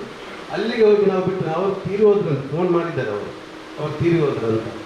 ಆದರೆ ನಾವು ಅಂಥ ಕೆಲಸಗಳನ್ನು ನಾವು ಕೂಡ ಮಾಡ್ತಾ ಇದ್ದೇವೆ. ಆದರೆ ನಾವು ಈಗ ಇವರು ಹೇಳಿದಾಗೆ ಅವಾರ್ಡ್ ಬರಬೇಕಾದ್ರೆ ಅರ್ಜಿ ಹಾಕಬೇಕು. ಕೆಲವರಿಗೆ ಅದು ಮನಸ್ಸು ಒಪ್ತಾ ಇಲ್ಲ, ಏಕೆ ಅರ್ಜಿ ಹಾಕಿ ನಾವು ಅವಾರ್ಡ್ ತೆಗಿಬೇಕಂತ. ಆದರೆ ಒಂದು ಸಮಾಜದಲ್ಲಿ ಗುರುತಿಸಲಿಕ್ಕೋಸ್ಕರ ಇಂಥ ಒಂದು ಕೆಲಸ ಮಾಡೋದು ಅನಿವಾರ್ಯ ಅಂತ ಇವರು ನಮಗೊಂದು ಹೇಳಿದ್ದಾರೆ. ಒಳ್ಳೆಯ ವಿಷಯ. ಏನೇ ಆಗಲಿ, ಸಾಪಿ ಬಬ್ಬುಗಟ್ಟೆ ಅವರು ಒಂದು ಸಮಾಜ ಕೆಲಸ ಮಾಡುವವರು. ಇನ್ನು ಮುಂದಕ್ಕೆ ಕೂಡ ಇವರು ಇದಕ್ಕಿಂತ ಜಾಸ್ತಿ ಒಳ್ಳೆ ಕೆಲಸ ಮಾಡಿ ಎಂದು ಆರಿಸುತ್ತಾ ನನ್ನ 2 ಮಾತನ್ನು ಮುಗಿಸ್ತೇನೆ. ಜೈ ಹಿಂದ್, ಜೈ ಕರ್ನಾಟಕ. ಎಲ್ಲರಿಗೂ ಶುಭ ವಂದನೆ.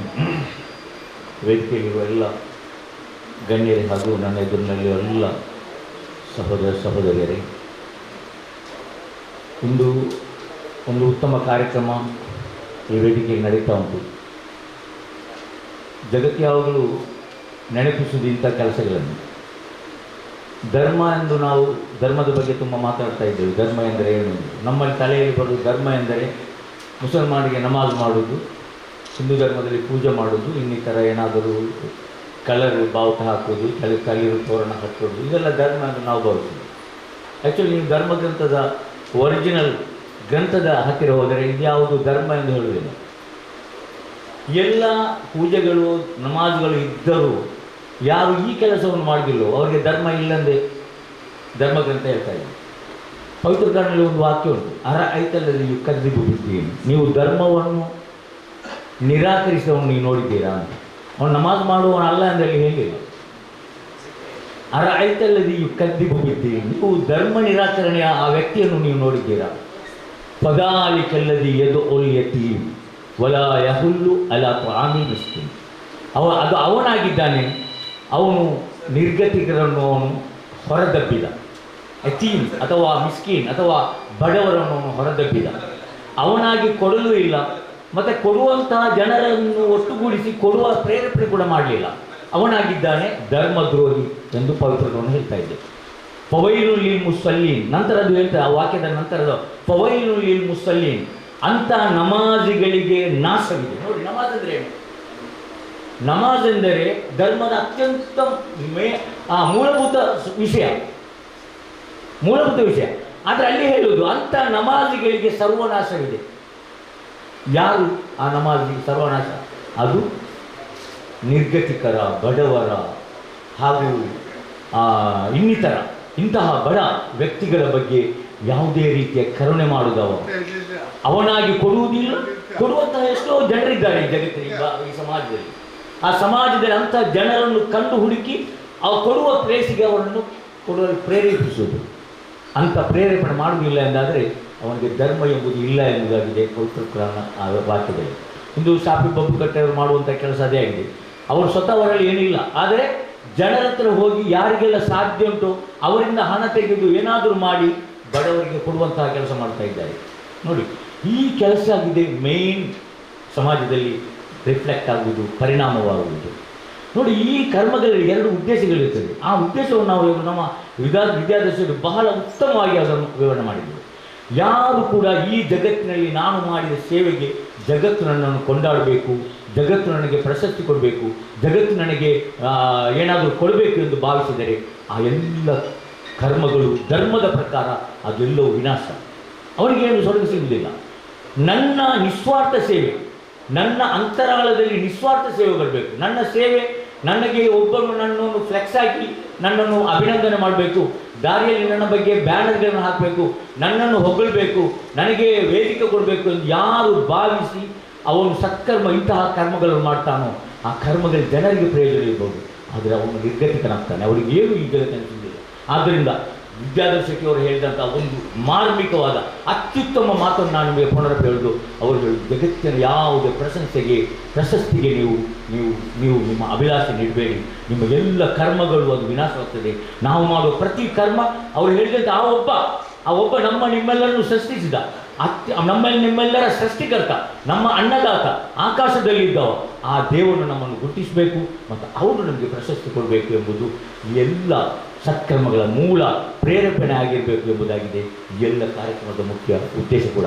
ಸರ್ವಶಕ್ತನಾದ ದೇವರು ನಾವು ನಿಸ್ವಾರ್ಥತೆಯಿಂದ ಏನೆಲ್ಲ ಕಾರ್ಯಗಳು ಮಾಡ್ತಿದ್ದೆವೋ ಆ ಕಾರ್ಯಗಳನ್ನು ಸ್ವೀಕರಿಸಲಿ ಮತ್ತು ನಮಗೆ ನಮ್ಮ ಆಕಿಬತ್ತು ಎಂದು ಪವಿತ್ರಗಳನ್ನು ಹೇಳ್ತಾರೆ. ಅಂತಿಮ ಪರಿಣಾಮ ನಾವು ಸತ್ತು ನಂತರ ನಮ್ಮನ್ನು ಎಬ್ಬಿಸಿ ನಮ್ಮನ್ನು ಒಂದು ಕಡೆ ನಮ್ಮ ಸರ್ವಶಕ್ತನಾದ ದೇವನು ನಮ್ಮ ಎದುರಲ್ಲಿ ವಿಚಾರಣೆ ಮಾಡ್ತಾನೆ. ನಿನಗೆ ಜಗತ್ತಿನಲ್ಲಿ ಕೆಲವು ಅವಕಾಶವನ್ನು ಕೊಟ್ಟೆ, ಕೆಲವು ಸ್ವತ್ತುಗಳನ್ನು ಕೊಟ್ಟೆ, ಕೆಲವು ಅವಕಾಶಗಳನ್ನು ಕೊಟ್ಟೆ. ಆ ಅವಕಾಶವನ್ನು, ಆ ಸ್ವತ್ತನ್ನು, ಆ ಸಮಯವನ್ನು ನೀವು ಯಾವುದಕ್ಕಾಗಿ ವ್ಯಯಿಸಿದ್ದೆ ಎಂಬುವ ಆ ಪ್ರಶ್ನೆ ಕೇಳುವಾಗ ಅದು ನಿಸ್ವಾರ್ಥವಾಗಿ ದುಡಿದ ಇಂತಹ ಕೆಲಸಗಳಿಗೆ ಅದು ಆಗಬೇಕು. ಆ ಮುಖಾಂತರ ನಾವು ಸಿಗಬೇಕು. ನಾನು ಹೇಳುವುದಾದರೆ ನಾನು ಅತ್ಯಂತ ಬಯಸುವುದು ನಮ್ಮ ವಿದ್ಯಾದರ್ಶಕಿಯವರನ್ನು. ಅವರು ನೋಡಿ ಒಂದು ಚಾನಲ್ ಮಾಡಿದರು. ಆ ಚಾನಲ್ ಉಂಟಲ್ಲ, ಅದು ಸಾರ್ವತ್ರಿಕವಾಗಿ ಕೆಲವರೆಲ್ಲ ಚಾನಲ್ ಮಾಡಿದರೆ, ಏನಾದರೂ ಮೀಡಿಯಾ ಮಾಡಿದರೆ ಅವರು ತಮ್ಮ TRPಯನ್ನು ಏರಿಸಲಿಕ್ಕೂ ಮತ್ತು ತನಗೇನಾದರೂ ಸಿಗಬೇಕು ಎಂಬ ಒಂದು ಉದ್ದೇಶ ಮಾಡಿ. ಆದರೆ ವಿದ್ಯಾದರ್ಶಕಿಯವರು ನಾನು 10, 15, 20 ವರ್ಷದಿಂದ ನಾನು ಅವ್ರು ನೋಡ್ತಾ ಇದ್ದೇನೆ. ನಿಸ್ವಾರ್ಥೆಯಿಂದ ಅವರು ಕೆಲಸ ಮಾಡ್ತಾರೆ.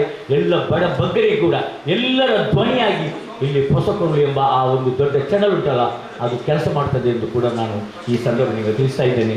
ಸರ್ವಶಕ್ತನಾದ ದೇವರು ನಮ್ಮ ಎಲ್ಲ ಕರ್ಮಗಳನ್ನು ಸ್ವೀಕರಿಸಲಿ ಮತ್ತು ಈ ಕಾರ್ಯಕ್ರಮ ಯಶಸ್ವಿಯಾಗಲಿ ಎಂದು ಹೇಳುತ್ತಾ ನನ್ನ 2 ಮಾತನ್ನು ಕೊನೆಗೊಳಿಸ್ತಾ ಇದ್ದೇನೆ. ಸರ್ವಸ್ತುತಿಗಳು ಸರ್ವಲೋಕದ ಪರಿಪಾಲಕನಿಗೆ ಜೈ ಹಿಂದ್, ಜೈ ಕರ್ನಾಟಕ. ಸನ್ಮಾನ್ಯ ಯುಟಿ ಖಾದರ್ ಅವರು ಉಪಸ್ಥಿತಿಯಲ್ಲಿ ಈ ಕಾರ್ಯಕ್ರಮ ಕೂಡ ನಾವು ಮಾಡ್ತಿದ್ದೇವೆ. ಕಾರಣಾಂತರದಿಂದ ಅವರಿಗೆ ತುರ್ತು ಬೆಂಗಳೂರು ಇದ್ದ ಕಾರಣ ಈ ಕಾರ್ಯಕ್ರಮಕ್ಕೆ ಅವರ ಅನುಪಸ್ಥಿತಿಯಲ್ಲಿ ನಾವು ಈ ಕಾರ್ಯಕ್ರಮ ಮಾಡ್ತಿದ್ದೇವೆ. ಹಾಗೂ ಈ ಸಂಸ್ಥೆಯ ನಿರ್ದೇಶಕರಾದ ರೋಹಿತ್ ಪಶ್ಚಿಮ್, ರಿಯಾ ಸೋಮೇಶ್ವರ ಅವರೇ, ಹಾಗೂ ವೇದಿಕೆಯಲ್ಲಿ ಎಲ್ಲ ಮಾಧ್ಯಮ ಮಿತ್ರ ಅವರೇ, ವಿದ್ಯಾದರ್ಶಕರೇ ಅವರೇ, ಹಾಗೂ ಎಲ್ಲ ನನ್ನ ಆತ್ಮೀಯ ಗೆಳೆಯರಾದ ಎಲ್ಲ ವೇದಿಕೆಯಲ್ಲಿದ್ದ ನನ್ನ ಬಂಧು ಬಾಂಧವರೇ, ಹಾಗೂ ಆಶ್ರಮದ ಎಲ್ಲ ಹಿರಿಯರೇ ಮತ್ತು ನನ್ನ ಆತ್ಮೀಯರೇ, ಈ 2 ಉತ್ಸವ ಇಲ್ಲಿ ಮಾಡಲಿಕ್ಕೆ ನಮಗೆ ಖುಷಿ ಆಗ್ತದೆ. ಒಂದು ಟಿಪ್ಪು ಜಯಂತಿ 273ನೇ ಜನ್ಮ ದಿನಾಚರಣೆ ಹಾಗೂ ಕನ್ನಡ ರಾಜ್ಯೋತ್ಸವ. ಈ ಉತ್ಸವ ಕೂಡ ನಾವು ಬಂಧು ಬಾಂಧವರ ಒಟ್ಟಿಗೆ ನಾವು ಇವತ್ತು ಮಾಡ್ತಿದ್ದೇವೆ. ಈ ಇಸ್ಮಾಲ್ ಸಾಫಿ ಅವರು ಯಾವಾಗಲೂ ಒಂದು ಸಮಾಜ ಸೇವಕರು. ಇವರು ಎಷ್ಟು ಒಳ್ಳೆ ಕೆಲಸ ಮಾಡ್ತಿದ್ದಾರೆ ಅಂದರೆ, ಈ ಕೊರೋನಾ ಟೈಮಲ್ಲಿ ನಾವು ಅದಕ್ಕಿಂತ ಮೊದಲು ಒಟ್ಟಿಗೆ ಸಾಮಾಜಿಕ ಸೇವೆಯಲ್ಲಿ ಒಟ್ಟಿಗೆ ತೊಡಗಿದ್ದವರು. ಇಸ್ಮಾಲ್ ಸಾಫಿ ಅವರು ಯಾವಾಗಲೂ ತನ್ನ ಕುಟುಂಬದ ಚಿಂತನೆ ಮಾಡೋದಿಲ್ಲ. ತನ್ನ ಕುಟುಂಬ ಅಂತಂದರೆ ಬಡವರನ್ನು ತನ್ನ ಕುಟುಂಬ ಅಂತ ಎನಿಸಿದ್ದಾರೆ. ಅವರು ಎಲ್ಲಿ ಕಷ್ಟದ ಜನರಿದ್ದಾರೆ ಆ ಮನೆಗೆ ಹೋಗಿ ತನ್ನ ಸ್ನೇಹಿತರೊಟ್ಟಿಗೆ ಜೊತೆ ಸೇರಿ, ಇವತ್ತು ಇಸ್ಮಾಲ್ ಸಾಹೇಬ್ಗೆ ಹಲವು ಕಡೆಯಿಂದ ಕಾಲ್ ಬರ್ತದೆ, ಇಂಥ ಜಾಗದಲ್ಲಿ, ಇಂಥ ಗ್ರಾಮದಲ್ಲಿ ಬಡ ಮಹಿಳೆಯರಿದ್ದಾರೆ, ಬಡ ಕಷ್ಟದ ಮನೆ ಇಲ್ಲದವರಿದ್ದಾರೆ, ಜಾಗ ಉಂಟು, ಮನೆ ಕಟ್ಟಲಿಕ್ಕೆ ಸಾಧ್ಯ ಇಲ್ಲದ ಪರಿಸ್ಥಿತಿಯಲ್ಲಿ, ಉದಾಹರಣೆಗೆ ನನ್ನ ಗ್ರಾಮದಲ್ಲೇ ಒಂದು 3 ಮನೆಯನ್ನು ಮಾಡಿಕೊಟ್ಟಂಥ ದೊಡ್ಡ ಕೀರ್ತಿ ಇಸ್ಮಾಯಿಲ್ ಸಾಪಿ ಅವರಿಗೆ ಸಲ್ಲಿಸ್ತದೆ. ಯಾಕಂದರೆ ಆ ಗ್ರಾಮದಲ್ಲಿ ನನ್ನ ಒಂದು ಭಾಗ್ಯ ನೆನೆಸ್ಬೋದು. ಆ ಗ್ರಾಮ ಪಂಚಾಯತ್ ಅಧ್ಯಕ್ಷರಾದ ಸಮಯದಲ್ಲಿ ಇಸ್ಮಾಯಿಲ್ ಸಾಪಿ ಅವರು ನನ್ನ ಹತ್ರ ಹೇಳಿದ್ದು, ಈ 3 ಮನೆಗೆ ಕೂಡ ಏನಾದರೂ ನಿಮ್ಮ ಪಂಚಾಯತಿ ವತಿಯಿಂದ ಏನು ಹೆಲ್ಪ್ ಮಾಡಬೇಕಾದ್ರೆ ನಾನು ಹೇಳಿದೆ, ಇಸ್ಮಾಯಿಲ್ ಸಾಪಿ ಅವರೇ, ನೀವು ಯಾವಾಗ ಬಡವರ ಬಗ್ಗೆ ಮುಂದೆ ಹೋಗ್ತೀರಾ, ನಿಮ್ಮ ಹಿಂದೆ ನಾನಿದ್ದೇನೆ, ಯಾವ ಕೆಲಸ ಕೂಡ ಮಾಡಲಿಕ್ಕೆ ನಾನು ನಿಮಗೆ ಸಹಕಾರ ಕೊಡ್ತೇನೆ ಅಂತ ಹೇಳಿದೆ.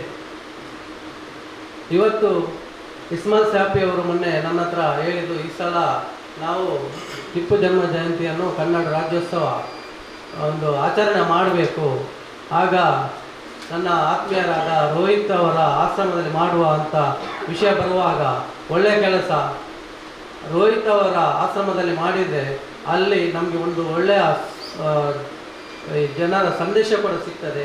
ಟಿಪ್ಪು ಜಯಂತಿ ವಿಷಯದಲ್ಲಿ ಕೆಲವು ಜನರು, ಕೆಲವು ವರ್ಗದವರು ಬೇರೆ ಬೇರೆ ಒಂದು ಪಟ್ಟ ಕಟ್ತಾ ಇದ್ದಾರೆ.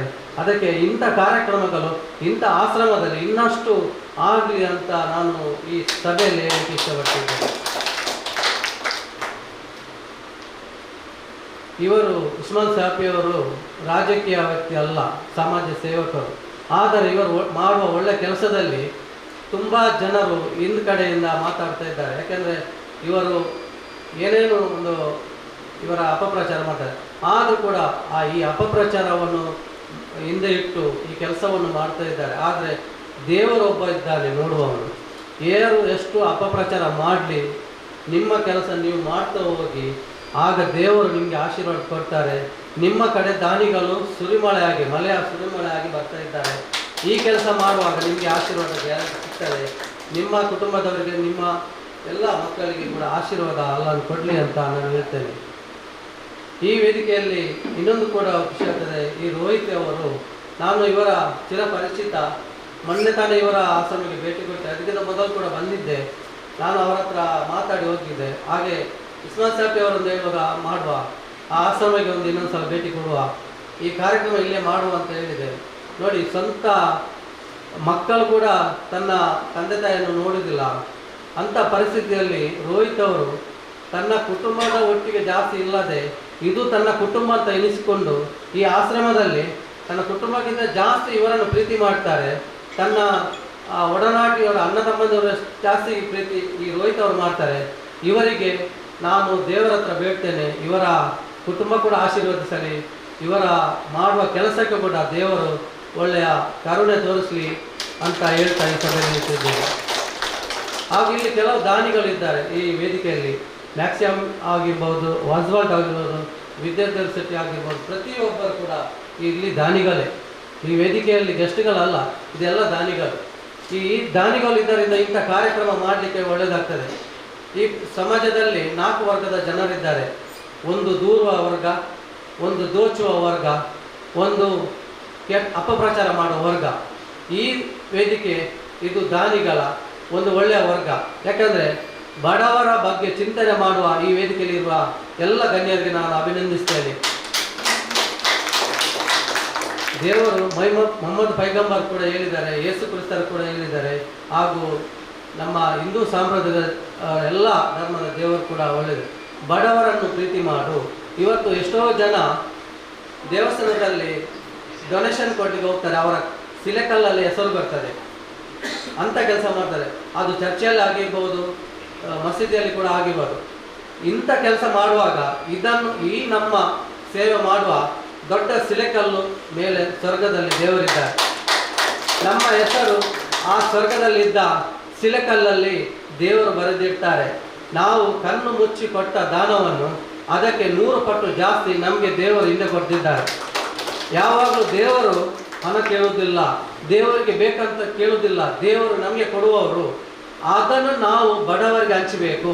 ದೇವರು ಹೇಳಿದ್ದಾರೆ, ನೀನು ನನ್ನನ್ನು ಪ್ರೀತಿಸಬೇಕಾದ್ರೆ ನನ್ನ ಅಣ್ಣ ತಮ್ಮಂದಿರು, ನನ್ನ ಪ್ರೀತಿಯ ಬಡವರ ಹತ್ರ, ರೋಗಿಗಳ ಹತ್ರ, ದೀನ ದಲಿತರ ಹತ್ರ ಪ್ರೀತಿ ಮಾಡು, ಆಗ ನೀನು ನನ್ನ ಪ್ರೀತಿ ಮಾಡಿದಂತೆ ನಮ್ಮ ಬೈಬಲಲ್ಲಿ ವಾಕ್ಯ ಇದೆ. ಕುರಾನ್ನಲ್ಲಿ ಕೂಡ ಇದೆ, ಭಗವದ್ಗೀತೆಯಲ್ಲಿ ಕೂಡ ಇದೆ. ಈ ಕೆಲಸ ಸಮಾಜದಲ್ಲಿ ಎಲ್ಲರೂ ಮಾಡುವಾಗ ಈ ನಮ್ಮ ದೇಶ ಉದ್ಧಾರ ಆಗ್ತದೆ.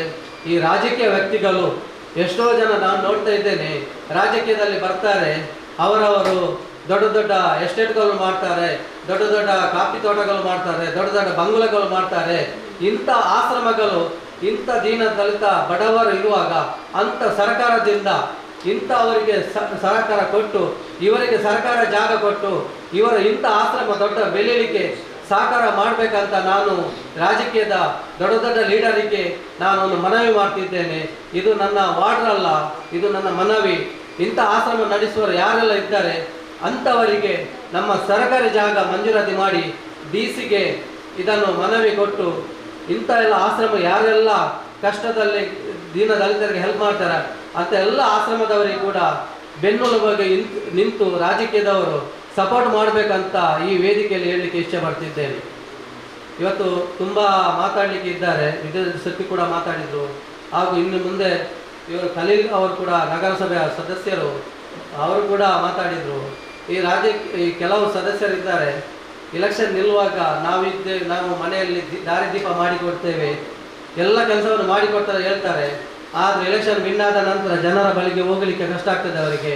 ಅವರವರಷ್ಟಕ್ಕೆ ಅವರ ಗ್ರಾಮ ಪಂಚಾಯತ್ ಕೂತ್ಕೊಂಡು ಮತ್ತು ಮೀಟಿಂಗ್ಗೆ ಕೂಡ ಕೆಲವು ಸದಸ್ಯರು ಹೋಗೋದಿಲ್ಲ. ಇಂಥ ಪರಿಸ್ಥಿತಿ ಚುನಾವಣೆಯಲ್ಲಿ ಇಂಥ ಜನಪ್ರತಿನಿಧಿಗಳು ಇನ್ನು ಮುಂದೆ ಚುನಾವಣೆ ಟೈಮಲ್ಲಿ ಅವರನ್ನು ಗೆಲ್ಲಿಸಬಾರದು. ಯಾರು ಕಷ್ಟದ ಜನರ ಬಳಿಗೆ ಬರ್ತಾರ ಅಂಥವರಿಗೆ ಗೆಲ್ಲಿಸಿ ಕಲಿಸಿ ನಮ್ಮ ಗ್ರಾಮ ಕೂಡ ಅಭಿವೃದ್ಧಿ ಆಗ್ತದೆ. ನಾನು ನಿನ್ನೆ ಒಂದು ಕುಂದಾಪುರದಲ್ಲಿ ಒನ್ಸೆ ಗ್ರಾಮ ಪಂಚಾಯತಿಗೆ ಭೇಟಿ ಕೊಟ್ಟಿದ್ದೆ. ಸತತ ಬಾರಿ 3ನೇ ಸಲ ಅಧ್ಯಕ್ಷರಾಗಿದ್ದಾರೆ. ಅವರ ಮಾಡಿದ ಶ್ರಮ, ಆ ಪಂಚಾಯತಲ್ಲಿ ಖಾಲಿ 7 ಸದಸ್ಯರು ಇರೋದು. ನಾನು ಆ ಅಧ್ಯಕ್ಷರ ಹತ್ರ ಭೇಟಿಯಾದೆ. ಅವರು ಹೇಳಿದರು, ಈ ಸತತವಾಗಿ 3 ಸಲ ಅಧ್ಯಕ್ಷ ಆದ ಕಾರಣ ಇಲ್ಲಿ ಅಭಿವೃದ್ಧಿದ ಸುರಿಮಳೆ ಜಾಸ್ತಿ ಆಗಿದೆ. ಆ ಗ್ರಾಮ ಕೂಡ ಸ್ವಚ್ಛತವನ್ನು ಹೇಗೆ ಇಡಬೇಕಂತ ಆ ಗ್ರಾಮ ಪಂಚಾಯತ್ ಕೂಡ ಒಳ್ಳೆಯ ರೀತಿಯಲ್ಲಿ ಇಟ್ಟಿದ್ದಾರೆ. ಎಲ್ಲ ಸೌಲಭ್ಯಗಳು ಆ ಗ್ರಾಮ ಪಂಚಾಯತ್ ಜನರಿಗೆ ಕೊಟ್ಟಿದ್ದಾರೆ. ಒಂದು ಸ್ವಚ್ಛತಾ ಬಗ್ಗೆ ಅಲ್ಲಿ 14 ಜನ ಕೆಲಸಕ್ಕಿದ್ದಾರೆ. ಪ್ರತಿಯೊಂದು ಹಸಿ ಕಸ ಒಣ ಕಸ ವಿಂಗಡಣೆ ಮಾಡಿ 7 ಗ್ರಾಮ ಪಂಚಾಯತಿದ ಒಣ ಕಸ ಹಸಿ ಕಸವನ್ನು ಇವರು ಸಂಗ್ರಹ ಮಾಡಿ ಆ 7 ಗ್ರಾಮ ಪಂಚಾಯತ್ ಕೂಡ ಈ ಒನ್ಸೆ ಒಂದು ಸಣ್ಣ ಗ್ರಾಮ ಪಂಚಾಯತಿ ನಿರ್ವಹಣೆ ಮಾಡ್ತದಂದರೆ ನನಗೆ ತುಂಬ ಖುಷಿ ಆಗ್ತದೆ.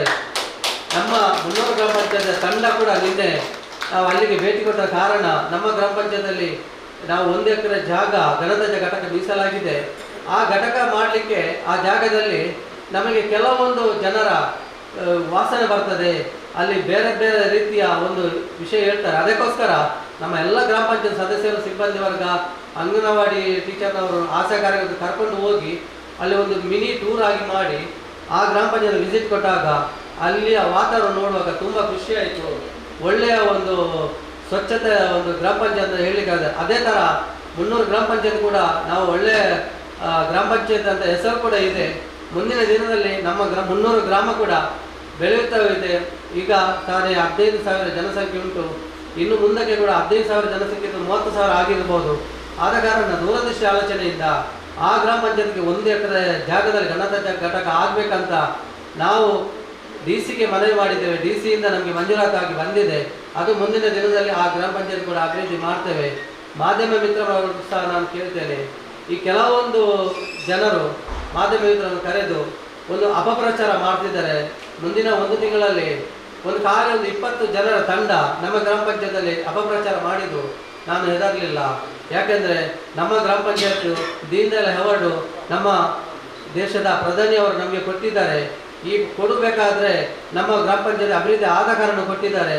ಹಾಗೂ ಅಮೃತ ಯೋಜನೆ ಅಡಿಯಲ್ಲಿ ಗ್ರಾಮ ಪಂಚಾಯತ್ ಅದು ಕೂಡ ಅವಾರ್ಡು. ನಾಳೆ ಹೊಳಪಲ್ಲಿ 4 ಅವಾರ್ಡುಗಳು ನಮಗೆ ಅಲ್ಲಿ ಸಿಗ್ತದೆ. ನಮಗೆ ಮೂಡಬಿದ್ರೆಯಲ್ಲಿ ಹೊಸ ತಾಲೂಕು ಆಗುವಾಗ ರಾಜ್ಯದ ಮುಖ್ಯಮಂತ್ರಿ ಬೊಮ್ಮಾಯಿ ಅವರು ನಮಗೆ ಈ ಗ್ರಾಮ ಪಂಚಾಯತ್ ಅವಾರ್ಡು ಕೊಟ್ಟಿದ್ದಾರೆ. ಅದೊಂದು 20 ಜನರು ಇದು ಅಪಪ್ರಚಾರ ಮಾಡ್ತಾರೆ. ಹಾಗೆ ನಾನು ಇಸ್ಮಾಲ್ ಸಾಹೇಬ್ ಹತ್ರ ಹೇಳ್ತೇನೆ, ನೀವು ಯಾವುದು ಒಳ್ಳೆ ಕೆಲಸ ಮಾಡಿ ಅಪಪ್ರಚಾರ ನಮಗೆ ಒಂದು ವರ. ಯಾವಾಗ ನಮಗೆ ಅಪಪ್ರಚಾರ ಸಿಗ್ತದೆ ಆಗ ನಮ್ಮ ಜೀವನಕ್ಕೆ ಶಕ್ತಿ ಸಿಗ್ತದೆ. ಆ ಜೀವನಕ್ಕೆ ಶಕ್ತಿ ಸಿಗುವಾಗ ನಮಗೆ ಉತ್ಸವವೇ, ನಮ್ಮ ಬಾಡಿಗೆ ವಿಟಮಿನೇ ಅಪಪ್ರಚಾರ. ನಮಗೆ ವಿಟಮಿನ್ ಅದೇ. ಆ ವಿಟಮಿನ್ ಎಷ್ಟು ಅಪಪ್ರಚಾರ ಸಿಗ್ತದೆ ಅಷ್ಟು ನಾವು ಒಳ್ಳೆ ಕೆಲಸ ಮಾಡುವ. ಈ ಅಪಪ್ರಚಾರ ಮಾಡುವವರನ್ನು ಪ್ರೀತಿ ಮಾಡುವ. ಯಾರೆಲ್ಲ ಅಪಪ್ರಚಾರ ಮಾಡ್ತಾರೆ ಅಂಥವರನ್ನು ಒಂದು ದಿವಸ ನಮ್ಮ ಮಾಡಿದ ಕೆಲಸ ಕಾರ್ಯಗಳು ಒಳ್ಳೆಯ ರೀತಿಯಲ್ಲಿ ಆಗ್ತದೆ ಅಂತ ಹೇಳ್ತಾ ನಾನು ಈ ಸಭೆಯಲ್ಲಿ ನನ್ನ ಒಂದು 2 ಮಾತನ್ನು ಮುಗಿಸ್ತೇನೆ. ಜೈ ಹಿಂದ್, ಜೈ ಕರ್ನಾಟಕ. ಕಾರ್ಯಕ್ರಮ ಕೊನೆ ಹಂತದಲ್ಲಿದೆ. ಅದಕ್ಕಿಂತ ಮುಂಚೆ ನಾವು ನಮ್ಮ ಈ ಆಶ್ರಮದ ನನ್ನ ಬ್ರದರ್ ರೋಹಿತ್ ಸರ್ ಅವರಿಗೆ ಒಂದು ನಮ್ಮ ಸಂಘಟನೆ ವತಿಯಿಂದ ಒಂದು ಚಿಕ್ಕ ಸನ್ಮಾನ ಕಾರ್ಯಕ್ರಮವನ್ನು ಇಟ್ಟಿದ್ದೇವೆ. ಅದು ಅವರು ನಮ್ಮ ಸಂಘಟನೆಯ ಈ ಚಿಕ್ಕ ಸನ್ಮಾನ ಕಾರ್ಯಕ್ರಮವನ್ನು ಒಂದು ಚಿಕ್ಕ ಕಿರು ಕಾಣಿಕೆ ಅಂತ ಹೇಳ್ಬೋದು. ಆದರೆ ಅದು ನಾವು ಮಾಡಿದ್ರಿಂದ ನಮಗೆ ಸ್ವಲ್ಪ ಸಂತೋಷ ಆಗ್ತದೆ ಅಂತ ಹೇಳಿ ಅವರಿಗೊಂದು ಚಿಕ್ಕ ಸನ್ಮಾನಕ್ಕೆ ಈಗ ನಾವು ಮಾಡ್ತಾ ಇದ್ದೇವೆ. ಎಲ್ಲ ಗಣ್ಯ ಅದನ್ನು ಅವರು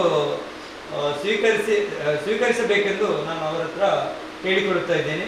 ಮತ್ತು ಇಲ್ಲಿದ್ದ ಎಲ್ಲ ಗಣ್ಯರು ಸಹಕರಿಸಬೇಕು. ಅದೇ ರೀತಿ ನಮ್ಮ ಇಲಾಖಾ ವತಿಯಿಂದ ನಮ್ಮ ಆತ್ಮೀಯರಾದ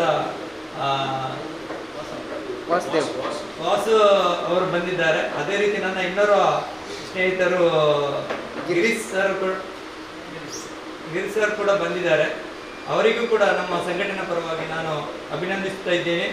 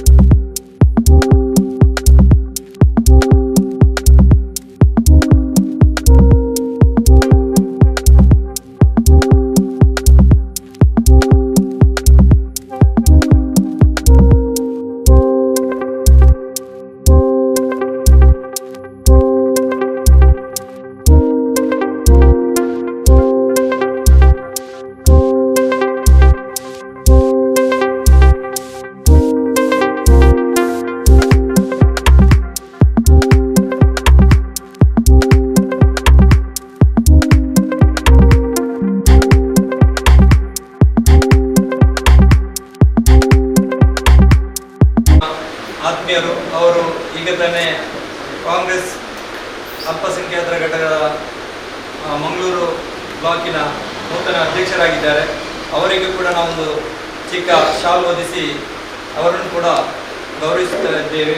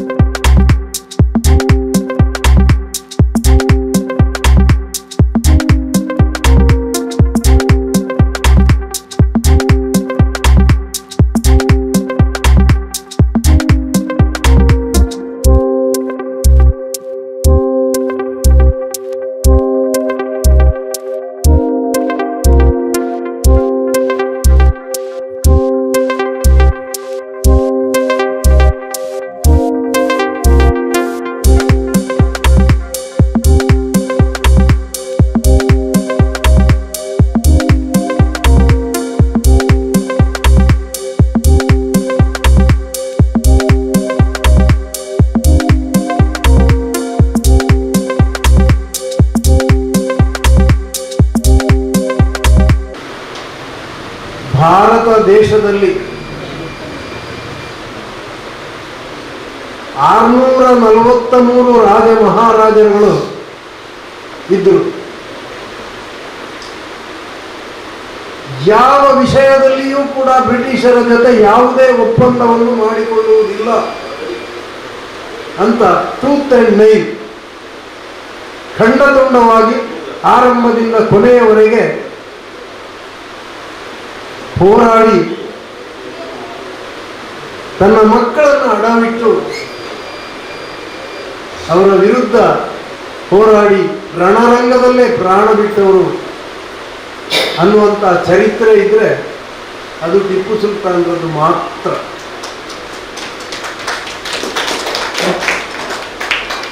ನಾನು ಯಾಕೆ ಅದನ್ನು ಅಭ್ಯಾಸ ಮಾಡಬೇಕಾಗಿ ಬಂತು ಅಂತ ಕೇಳಿದರೆ, ನನ್ನ ಸ್ನೇಹಿತರೊಬ್ಬರು ಇದ್ರು. ಒಂದು 4-5 ವರ್ಷದ ಹಿಂದೆ ನಾವು ಈ ಅಭಿಮಾನಿಗಳ ಮಹಾವೇದಿಕೆಯನ್ನು ದಕ್ಷಿಣ ಕನ್ನಡ ಜಿಲ್ಲೆಯಲ್ಲಿ ಆರಂಭ ಮಾಡುವಾಗ V4 ಚಾನಲ್ನಲ್ಲಿ ಟಿಪ್ಪು ಸುಲ್ತಾನ್ರ ಬಗ್ಗೆ ಒಂದು ಕಾರ್ಯಕ್ರಮಕ್ಕೆ ಇದಾದಾಗ ನನ್ನ ಸ್ನೇಹಿತ ಒಬ್ಬರು ವಿಲ್ಫ್ರೆಡ್ ರಾಬರ್ಟ್ ರೊಸಾರಿಯೋ ಅನ್ನೋರು, ಅವರು ದಕ್ಷಿಣ ಕನ್ನಡ ಜಿಲ್ಲೆಯಿಂದ 1883ರಲ್ಲಿ 25,000 ಕ್ರಿಶ್ಚಿಯನ್ರನ್ನು ಅರೆಸ್ಟ್ ಮಾಡಿ ಮೈಸೂರಿಗೆ ಕರ್ಕೊಂಡು ಹೋಗಿ ಅವರನ್ನು ಮರಣದಂಡನೆಯನ್ನು ಟಿಪ್ಪು ಸುಲ್ತಾನ್ ವಿಧಿಸಿದ್ದಾರೆ ಅಂತ ಹೇಳಿದರು. ನೀವು ಈಗಲೂ ಹೋಗಿ ಜಿಲ್ಲಾಧಿಕಾರಿ ಕಚೇರಿಯಲ್ಲಿ ನೋಡಿ, ಅಲ್ಲಿ ಬೇರೆ ಬೇರೆ ಸಂದರ್ಭದಲ್ಲಿ 10 ವರ್ಷಕ್ಕೊಮ್ಮೆ ಜನಗಣತಿಯಾದ ಜನಸಂಖ್ಯೆ ಅದರ ಲೆಕ್ಕಾಚಾರದಲ್ಲಿ ಹೋಗಿ ನೋಡಿದರೆ 1881ರ ಜನಗಣತಿಯಲ್ಲಿ ದಕ್ಷಿಣ ಕನ್ನಡದಲ್ಲಿದ್ದ ಇದು ಕ್ರಿಶ್ಚಿಯನ್ರ ಸಂಖ್ಯೆ ಬರೀ 25,000. 81ರಲ್ಲಿ 25,000 ಆದರೆ 83ರಲ್ಲಿ 25,000 ಜನರನ್ನು ಇಲ್ಲಿ ಕರ್ಕೊಂಡು ಹೋಗಿದ್ರೆ ಇಲ್ಲಿ ಕ್ರಿಶ್ಚಿಯನ್ರು ಇರಲಿಕ್ಕೆ ಸಾಧ್ಯ ಇಲ್ಲ. ಒಂದು ವೇದಿಕೆಯ ಮೇಲೆ ಆಸೀನರಾದಂತಹ ಗಣ್ಯ ವ್ಯಕ್ತಿಗಳೇ, ಹಾಗೇನೆ ನನ್ನ ಎಲ್ಲ ಸ್ನೇಹಿತರೆ, ಖಂಡಿತ ನಮಗೆ ಇಷ್ಟು ಹೊತ್ತು ನಾನು ಮಾತಾಡುವಾಗ ಕೇಳ್ತಾ ಇದ್ದೆ, ಇವತ್ತು ಈ ನಾಡ ಹಬ್ಬವನ್ನು ಈ ಒಂದು ಪಶ್ಚಿಮದಲ್ಲಿ ಆಚರಣೆ ಮಾಡಬೇಕು ಅಂತ ಆಲೋಚನೆ ಮಾಡಿದ್ದು ಖಂಡಿತ ಶಾಪಿಯವರು ಇಲ್ಲಿ ಬಂದು ನನ್ನ ಹತ್ರ ಮಾತಾಡಿದರು. ಶಾಪಿಯವರದು ನನಗೆ ತುಂಬ ಮುಂಚಿನ ಏನೋ ಪರಿಚಯ ಅಲ್ಲ, ಇತ್ತೀಚೆಗೆ ಪರಿಚಯ ಆಯಿತು. ಅವ್ರ ಬಗ್ಗೆ ತಿಳ್ಕೊಂಡು ನನಗೆ ತುಂಬ ತುಂಬ ಖುಷಿ ಆಯಿತು. ಖಂಡಿತ ಡಾಕ್ಟರ್ ಶಾಪಿಯವರು ಅವ್ರು ಮಾಡ್ತಾ ಇರುವಂಥ ಸಮಾಜ ಸೇವೆ ಇದೆಯಲ್ಲ, ಇದು ಎಲ್ಲರೂ ಮೆಚ್ಚುವಂಥದ್ದು. ತುಂಬ ಖುಷಿ ಆಯಿತು ಕೇಳಿ. ಹಾಗೇನೆ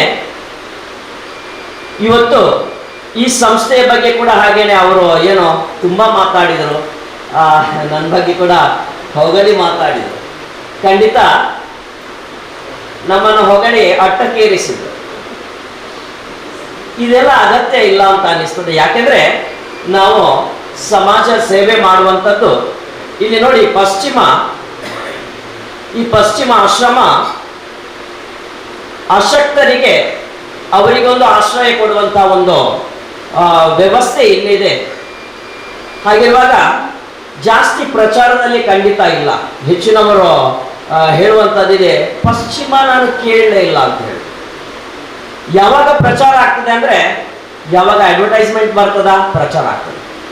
ಆದರೆ ನಾನು ಇಷ್ಟೇ ಹೇಳೋದು, ಯಾರೋ ಒಬ್ಬರನ್ನ ನಾನು ಎಲ್ಲೋ ನನಗೆ ಹೊರಗಡೆ ಬಸ್ ಸ್ಟ್ಯಾಂಡಲ್ಲೋ ಅಥವಾ ರಸ್ತೆ ಬದಿಯಲ್ಲಿ ಒಬ್ಬರು ಮಾನಸಿಕ ರೋಗಿ ಯಾರಾದರೂ ಸಿಕ್ಕಿದ್ರೆ ಅವರನ್ನು ಇಲ್ಲಿ ಕರ್ಕೊಂಡು ಬರುವಂಥದ್ದು, ಬಹುಶಃ ನಾನು ಅದನ್ನು ಫೋಟೋ ಮಾಡಿ ಫೇಸ್ಬುಕ್ಕಿಗೆ ಹಾಕಿದ್ರೆ ತುಂಬ ಲೈಕ್ ಸಿಗತ್ತೆ. ಬಟ್ ಅದು ಅಗತ್ಯ ಇಲ್ಲ ಅಂತ ನಾನು ಹೇಳ್ತೇನೆ. ಯಾಕೆಂದರೆ ನಾನೊಬ್ಬರಿಗೆ ಊಟ ಕೊಟ್ಟೆ, ನಾನು ಆಶ್ರಯ ಕೊಟ್ಟೆ, ಅವರಿಗೆ ಶೇವಿಂಗ್ ಮಾಡಿದೆ, ಇದೆಲ್ಲ ನಾನು ಹೇಳುವಂಥದ್ದು, ಪ್ರಚಾರ ಮಾಡುವಂಥದ್ದು ಖಂಡಿತ ಅಗತ್ಯ ಇಲ್ಲ. ಇದೇನು ದೊಡ್ಡ ಕೆಲಸ ಅಲ್ಲ. ಯಾರು ಬೇಕಾದರೂ ಈ ಕೆಲಸವನ್ನು ಮಾಡಲಿಕ್ಕೆ ಖಂಡಿತ ಸಾಧ್ಯ ಇದೆ. ನಾವು ಸ್ವಲ್ಪ ಸಮಯವನ್ನು ಅವರಿಗೋಸ್ಕರ ವಿನಿಯೋಗಿಸಿದ್ರೆ ಈ ಕೆಲಸವನ್ನು ಯಾರು ಬೇಕಾದರೂ ಮಾಡಬಹುದು. ಮತ್ತೆ ನಾನು ಮಾಡ್ತಿರುವಂತಹ ಒಂದು ಚಿಕ್ಕ ಕೆಲಸಕ್ಕೆ ನನಗೆ ಇಷ್ಟು ದೊಡ್ಡದಾಗಿ ಸನ್ಮಾನ ಮಾಡಿದೆ. ಹಾಗೇನೆ ಇವತ್ತು ನಾನು ಹೇಳಲಿಕ್ಕೆ ಇಷ್ಟಪಡ್ತೇನೆ, ಇಲ್ಲಿ ಎಲ್ಲರೂ ನಮಗೆ ರಸ್ತೆ ಬದಿಯಲ್ಲಿ ಸಿಕ್ಕಿದವರು ಅಲ್ಲ, ತಪ್ಪು ತಿಳುವಳಿಕೆ ಬೇಡ. ರಸ್ತೆ ಬದಿಯಲ್ಲಿ ಸಿಕ್ಕಿದವರು ಸರಿ, ಮನೆಯಿಂದ ಯಾರು ಕರ್ಕೊಂಡು ಬಂದ ಇಲ್ಲಿ ಬಿಟ್ಟದ್ದಾದ್ರೂ ಸರಿ, ಎಲ್ಲರನ್ನು ಸಮಾನವಾಗಿ ನೋಡುವಂಥದ್ದು ನಾವು ಅಗತ್ಯ ಇದೆ. ಯಾಕೆಂದ್ರೆ ಅವರೆಲ್ಲರೂ ಮನುಷ್ಯರು. ಹಾಗಿರುವಾಗ ಎಲ್ಲರನ್ನ ಒಂದು ರೀತಿ, ಇಲ್ಲಿ ಆ ರೀತಿಯ ಪಾರ್ಶಾಲಿಟಿ ಕೂಡ ಇಲ್ಲ. ಇಲ್ಲಿ ನಮ್ಮ ಯಾರು ರೆಸಿಡೆನ್ಸ್ ಇದ್ದಾರೆ ಎಲ್ಲರೂ ಹೊಂದ್ಕೊಂಡು ಹೋಗ್ತಾರೆ. ಇಷ್ಟುವರೆಗೆ ನಾನು ಇಂಥ ಮಾತು ಕೇಳಿದ್ದು ಕೂಡ ಇಲ್ಲ, ನಿಮ್ಮನ್ನು ಹಾಗೆ ಕರ್ಕೊಂಡು ಬಂದದ್ದು ಹೀಗೆ. ಇವತ್ತು ನೋಡಿ ಅವರ ಕಷ್ಟ ಏನೇ ಅನ್ನುವಂಥದ್ದು ನಾವು ಅರ್ಥ ಮಾಡ್ಕೊಳ್ವಾ. ಈಗ ಎಲ್ಲೋ ಒಬ್ರು ರಸ್ತೆಯಲ್ಲಿ ಸಿಕ್ಕಿದ್ದಾರೆ ಅಂತ ಇಟ್ಕೊಳ್ವಾ, ಅವರನ್ನ ಕಳೆದ ಬಾರಿ ನಾನು ಇಲ್ಲೇ ನಮ್ಮ ಕುಲಶೇಖರದ ಹತ್ರ ಒಬ್ರು ಸಿಕ್ಕಿದ್ರು. ಅವರ ಹತ್ರ ಹೋಗುವಾಗ ಅವರ ಅವಸ್ಥೆ ಹೇಗಿತ್ತಂದ್ರೆ, ಇಡೀ ಡ್ರೆಸ್ಸಲ್ಲೇ ಏನೋ ನಾವು ಗಲೀಜು ಮಾಡ್ಕೊಂಡಿದ್ದಾರೆ, ಅಲ್ಲಿ ಸುತ್ತಮುತ್ತಲು ಹಾಗೇನೆ ಇದೆ. ಹಾಗೇನೆ ಅವರನ್ನು ಕರ್ಕೊಂಡು ಬರುವಾಗ ನೋಡಿ, ನಾನು ಅವರನ್ನು ಕರೆದಾಗ ನನ್ನ ಸೈಡಿಗೆ ನೋಡೋದಿಲ್ಲ, ಅವರ ಮುಖ ಇನ್ನೊಂದು ಕಡೆ ತಿರುಗಿಸಿ ನೋಡ್ತಾ ಇದ್ದಾರೆ. ಯಾಕೆ ನೋಡ್ತಾ ಇದ್ದಾರೆ ಅಂದ್ರೆ ಅವ್ರಿಗೆ ಕಣ್ಣು ಕಾಣ್ತಾ ಇಲ್ಲ, ವಯಸ್ಸು ಬೇರೆ ಆಗಿದೆ. ಮತ್ತೆ ಅವರನ್ನು ಕರ್ಕೊಂಡು ಬಂದೆ, ಇಲ್ಲಿ ಕರ್ಕೊಂಡು ಬಂದ ಮೇಲೆ ನೋಡಿ, ಆದ್ರೂ ಅವರಿಗೆ ಇಲ್ಲಿ ಕರ್ಕೊಂಡು ಬಂದ ಮೇಲೆ ಕೂಡ ಖುಷಿ ಇಲ್ಲ, ಒಂದು ರೀತಿ ಬೇಸರ. ಯಾಕೆ ಬೇಸರ ಅಂದ್ರೆ ತುಂಬಾ ಹೊಟ್ಟೆ ನೋವು ಆಗ್ತಾ ಇದೆ ಹೇಳಿದ್ರು. ಯಾಕೆಂದ್ರೆ ಯೂರಿನಲ್ ಇನ್ಫೆಕ್ಷನ್ ಆಗಿ ಅವರಿಗೆ ತುಂಬಾ ಹೊಟ್ಟೆ ನೋವು ಶುರು ಆಗಿ, ಅದಕ್ಕೆ ಮೆಡಿಕೇಶನ್ ಮಾಡಿದ್ಮೇಲೆ ಅದು ಸರಿಯಾಯಿತು. ಅದರ ಜೊತೆ ಮುಖ್ಯವಾದದ್ದು ಏನು ಅಂದ್ರೆ ಅವ್ರು ಹೇಳ್ತಾ ಇದ್ದದ್ದು, ನಾನು ಹೊರಗಡೆ ಇರುವಾಗ ಅಲ್ಲೇ ಏನಾದರೂ ನಾನು ಗಲೀಜು ಮಾಡಿದ್ರೆ ಯಾರು ತೊಂದರೆ ಇರಲಿಲ್ಲ, ಆದರೆ ನೀವಿಲ್ಲಿ ನನಗೆ ಮಲಗಲಿಕ್ಕೆ ಹೇಳಿದಿರಿ, ಇಲ್ಲಿ ನನಗೆ ಕಣ್ಣು ಕಾಣುವುದಿಲ್ಲ, ಟಾಯ್ಲೆಟ್ಗೆ ಹೋಗ್ಲಿಕ್ಕೂ ಆಗೋದಿಲ್ಲ. ಹಾಗಿರುವಾಗ ಇದು ನನಗೆ ನರಕ ಯಾತನೆ. ಸರಿ, ಮೊದಲು ಮಾಡಬೇಕಾದ ಕೆಲಸ ಏನು ಅಂದ್ರೆ ಇಲ್ಲಿ ಅವರ ಕಣ್ಣು ಏನಾದರೂ ಸರಿ ಮಾಡಲಿಕ್ಕೆ ಆಗತ್ತಾ ನೋಡೋಣ. ಈಗ ನಮ್ಮ ಸಿಬ್ಬಂದಿ ವರ್ಗ ಅವರನ್ನು ಕರ್ಕೊಂಡು ಹೋಗ್ತಾರೆ, ಆದರೆ ಅವರಿಗೊಂದು ರೀತಿ ಮುಲಾಜಿ ಕರಿಬೇಕಲ್ಲ, ಇವರನ್ನ ಗಡಿ ಕರೆಯುವಂಥದ್ದು ನನಗೆ ಅದು ಸರಿ ಆಗುದಿಲ್ಲ ಹೇಳ್ತಾ ಇದ್ರು. ಆದರೆ ನೋಡೋಣ ಇವರ ಕಣ್ಣಿನ ಒಂದು ಚಿಕಿತ್ಸೆ ಆದರೆ ಹೇಗೆ ಇವರು ಹುಷಾರಾಗ್ಬೋದು ನೋಡೋಣ ಅಂತ ಹೇಳಿ ವೈದ್ಯರ ಹತ್ರ ಕರ್ಕೊಂಡು ಹೋದೆ. ಕರ್ಕೊಂಡು ಹೋದ್ಮೇಲೆ ನೋಡಿ ಅಲ್ಲಿ ಕಣ್ಣಿನ ಆಪರೇಷನ್ ಮಾಡಬೇಕು ಹೇಳಿದ್ರು. ಅವರಿಗೆ ದೃಷ್ಟಿ ಬಂತು, ಆ ಖುಷಿನೇ ಬೇರೆ ಅವರ ಮುಖದಲ್ಲಿ. ಆ ಖುಷಿ ಕಾಣುವಾಗ ನೋಡಿ, ನಮಗೆ ಸಿಗುವಂಥದ್ದು ಪ್ರಶಸ್ತಿ ಇದೆ, ಅದರಿಂದ ಸಿಗುವಂಥ ತೃಪ್ತಿ ಇದೆಯಲ್ಲ, ಅದು ಯಾವ ಪ್ರಶಸ್ತಿಯಿಂದ ಬರುವುದಿಲ್ಲ. ತುಂಬಾ ಖುಷಿ. ಅದಕ್ಕೆ ಹೇಳುವಂಥದ್ದು, ಇವತ್ತು ನಾವು ನೋಡ್ತೀವಿ ಎಷ್ಟೋ ಜನ ಈ ರೀತಿಯಾಗಿ ಕೆಲವರು ಫ್ಯಾಮಿಲಿ ಮನೆಯವರು ತಂದು ಬಿಡುವಂಥದ್ದು ಅಂದ್ರೆ ಪ್ರೀತಿ ಇಲ್ಲ ಅಂತ ಅರ್ಥ ಅಲ್ಲ, ಬೇರೆ ಬೇರೆ ಕಾರಣಗಳು ಇರಬಹುದು. ಕೆಲವರಿಗೆ ತುಂಬಾ ಪ್ರೀತಿ ಇದೆ, ಹಾಗೇನೆ ಕೆಲವರು ತಂದು ಬಿಟ್ಟವ್ರದ್ದು ಪತ್ತೆ ಇರುವುದಿಲ್ಲ ಅಂತ ಮನುಷ್ಯರು ಕೂಡ ಇದ್ದಾರೆ. ಮಾನಸಿಕ ರೋಗಿಗಳು ಕೆಲವರು ಯಾಕೆ ನಮಗೆ ರೋಡಲ್ಲಿ ಹಾಗೆ ಸಿಗ್ತಾರೆ ಅನ್ನೋದಕ್ಕೆ ಮನೆಯವರ ನಿರ್ಲಕ್ಷ್ಯ ಕೂಡ ಕಾರಣ ಆಗಿರ್ತದೆ. ಕೆಲವರು ಊರಲ್ಲಿ ಮರ್ಯಾದೆ ಹೋಗ್ತದೆ ಅಂತ ಪರ ಊರಲ್ಲಿ ಹೋಗಿ ದೂರದಲ್ಲಿ ಟ್ರೈನಲ್ಲಿ ಎಲ್ಲೋ ಕೂರಿಸ್ಕೊಂಡು ಬಿಡುವಂಥದ್ದು ಇರ್ತದೆ. ಹಾಗಿರುವಾಗ ನಮ್ಮ ಏನು ಹೇಳ್ತೀವಿ ನಾವು, ನಮ್ಮ ಕೈಗೆ ಇಲ್ಲಿ ಅವರು ಸಿಕ್ಕಿದ ಮೇಲೆ ಖಂಡಿತ ಅವರೆಲ್ಲ ಏನಾಗ್ತದೆ ನಮ್ಮ ಜೊತೆ ಹೊಂದ್ಕೊಂಡು ಹೋಗ್ತಾರೆ. ಅದೇ ಒಂದು ರೀತಿಯ ಖುಷಿ. ಯಾವಾಗಲೂ ಅವರಿಗೆ ಏನೋ ಇಲ್ಲಿ ಆಕ್ಟಿವಿಟೀಸ್ ಎಲ್ಲ ಇರ್ತದೆ, ಅದರ ಜೊತೆ ಸಾಧ್ಯವಾದಷ್ಟು ಮಟ್ಟಿಗೆ ಅವರನ್ನು ಖುಷಿಯಲ್ಲಿ ಇಡಲಿಕ್ಕೆ ನಾವಿಲ್ಲಿ ಪ್ರಯತ್ನ ಮಾಡ್ತೀವಿ. ಆದರೆ ಇದೆಲ್ಲ ಮಾಡಲಿಕ್ಕೆ ಸಹಕಾರ ಬೇಕಲ್ವಾ? ನಾನು ಒಬ್ಬನೇ ಯಾವ ರೀತಿ ಮಾಡಲಿಕ್ಕೆ ಸಾಧ್ಯ ಇದೆ?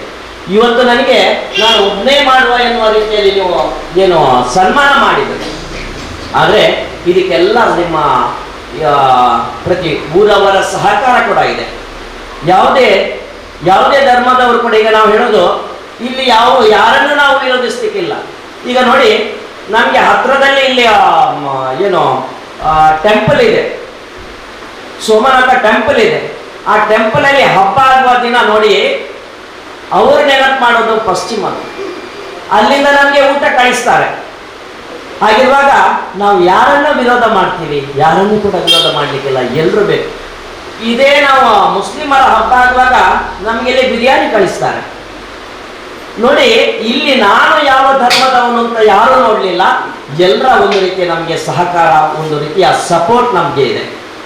ಆದ್ರೆ ಇದೇ ರೀತಿ ನಾವು ಹೇಳುವಂಥದ್ದು ಯಾವುದೇ ಕೆಲವು ಸಂಘಟನೆಗಳ ಬಗ್ಗೆ ಕೂಡ ತಪ್ಪು ಕಲ್ಪನೆ ಕೂಡ ಇರ್ತದೆ. ನಾವು ಹೇಳೋದು ಹಿಂದೂ ಯುವ ಸೇನೆಯ ಬಗ್ಗೆ ನೋಡಿ, ನಾವು ಕೆಲವೊಮ್ಮೆ ನಾವು ಏನ್ ಮಾಡ್ತೀವಿ ಅಂದ್ರೆ ಅವರು ಇತರ ಧರ್ಮದ ವಿರೋಧಿಗಳು ಅಂತ ನಾವು ತಿಳ್ಕೊಳ್ತೀವಿ. ಇದು ತಪ್ಪು. ಯಾಕೆಂದ್ರೆ ನಾವು ಎಷ್ಟೋ ಸರಿ ನಮ್ಗೆ ಹಿಂದೂ ಸಂಘಟನೆಯವರೇ ಬಂದು ಇಲ್ಲಿ ಎಷ್ಟೋ ರೀತಿಯಲ್ಲಿ ನಮ್ಗೆ ಸಪೋರ್ಟ್ ಮಾಡಿದ್ದಾರೆ. ಹಾಗಿರುವಾಗ ನಾನು ಅವರನ್ನು ವಿರೋಧಿಸಬೇಕಾ? ಇಲ್ಲ, ವಿರೋಧ ಇಲ್ಲ. ಕೆಲವು ವ್ಯಕ್ತಿಗಳು ಏನೋ ಮಾಡುವಂಥದ್ದು ಅಪಪ್ರಚಾರ ಇದೆಯಲ್ಲ, ಸೋಷಿಯಲ್ ವರ್ಕರ್ಸ್ಗೆ ಅದು ಸಿಗುತ್ತೆ, ಅಪಪ್ರಚಾರ ಮಾಡುವಂಥದ್ದಿದೆ. ಅದರಿಂದಾಗಿ ಇಡೀ ಸಂಘಟನೆ ಆ ರೀತಿಯಾಗಿದೆ ಅಂತ ನಾವು ಆಲೋಚನೆ ಮಾಡಿದ್ರೆ ಅದು ನಮ್ಮ ತಪ್ಪಾಗ್ತದೆ. ಅದಕ್ಕೆ ಇವತ್ತು ನಾನು ನೋಡ್ತಾ ಇದ್ದೇನೆ, ಒಳ್ಳೆ ನಮಗೆ ಇವತ್ತು ಏನು ಹೇಳ್ತೀವಿ ನಾವು, ರಾಜಕೀಯ ವ್ಯಕ್ತಿಗಳಷ್ಟೇ ಅಲ್ಲ, ಇದು ಸೋಷಿಯಲ್ ವರ್ಕರ್ಸ್ ಜೊತೆಯಾಗಿರುವಂತಹ ಒಂದು ಸಂಗಮ ಅಂತ ಹೇಳ್ಬೋದು. ಅದು ಕೂಡ ಇದೆ. ಮತ್ತೆ ಎಲ್ಲರೂ ಒಳ್ಳೊಳ್ಳೆ ಕೆಲಸ ಮಾಡುವವರೇ.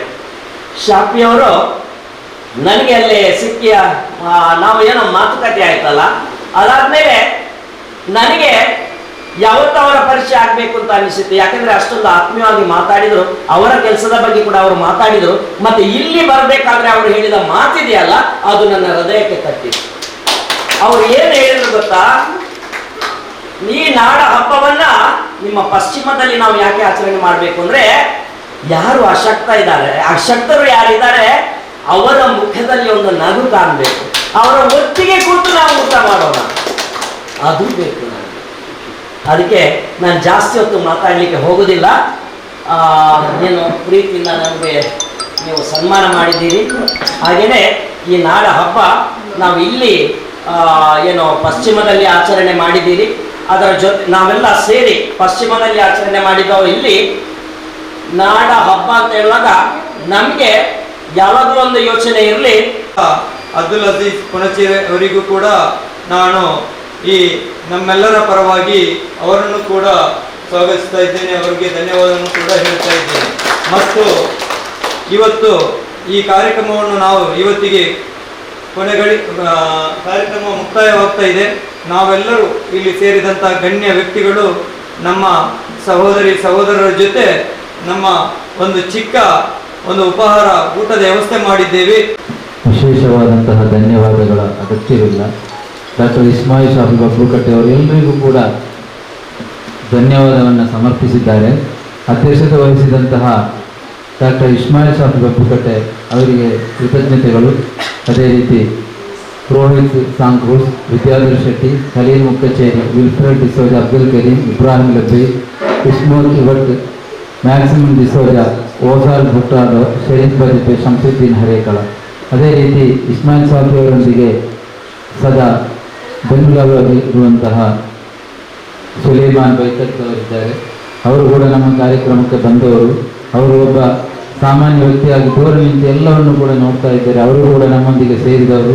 ಅವರಿಗೂ ಕೂಡ ವಿಶೇಷವಾದ ಧನ್ಯವಾದಗಳನ್ನು ಸಮರ್ಪಿಸುತ್ತಾ, ಇಲ್ಲಿ ಬಂದಂತಹ ಪೊಲೀಸ್ ಇಲಾಖೆಯ ಅಧಿಕಾರಿಗಳು, ಮಾಧ್ಯಮ ಮಿತ್ರರು, ಎಲ್ಲ ಇಲ್ಲಿ ಸೇರಿರುವಂತಹ ನನ್ನ ಆಶ್ರಮದ ಸಹೋದರಿ ಎಲ್ಲರಿಗೂ ಕೂಡ ಒಂದೇ ಮಾತಿನಲ್ಲಿ ಧನ್ಯವಾದಗಳನ್ನು ಸಮರ್ಪಿಸ್ತಾ, ಕನ್ನಡ ರಾಜ್ಯೋತ್ಸವ ಹಾಗೂ ಟಿಪ್ಪು ಸುಲ್ತಾನ್ ಜನ್ಮ ಜಯಂತಿ ಇಲ್ಲಿಗೆ ಮುಕ್ತಾಯವಾಗ್ತಿದೆ.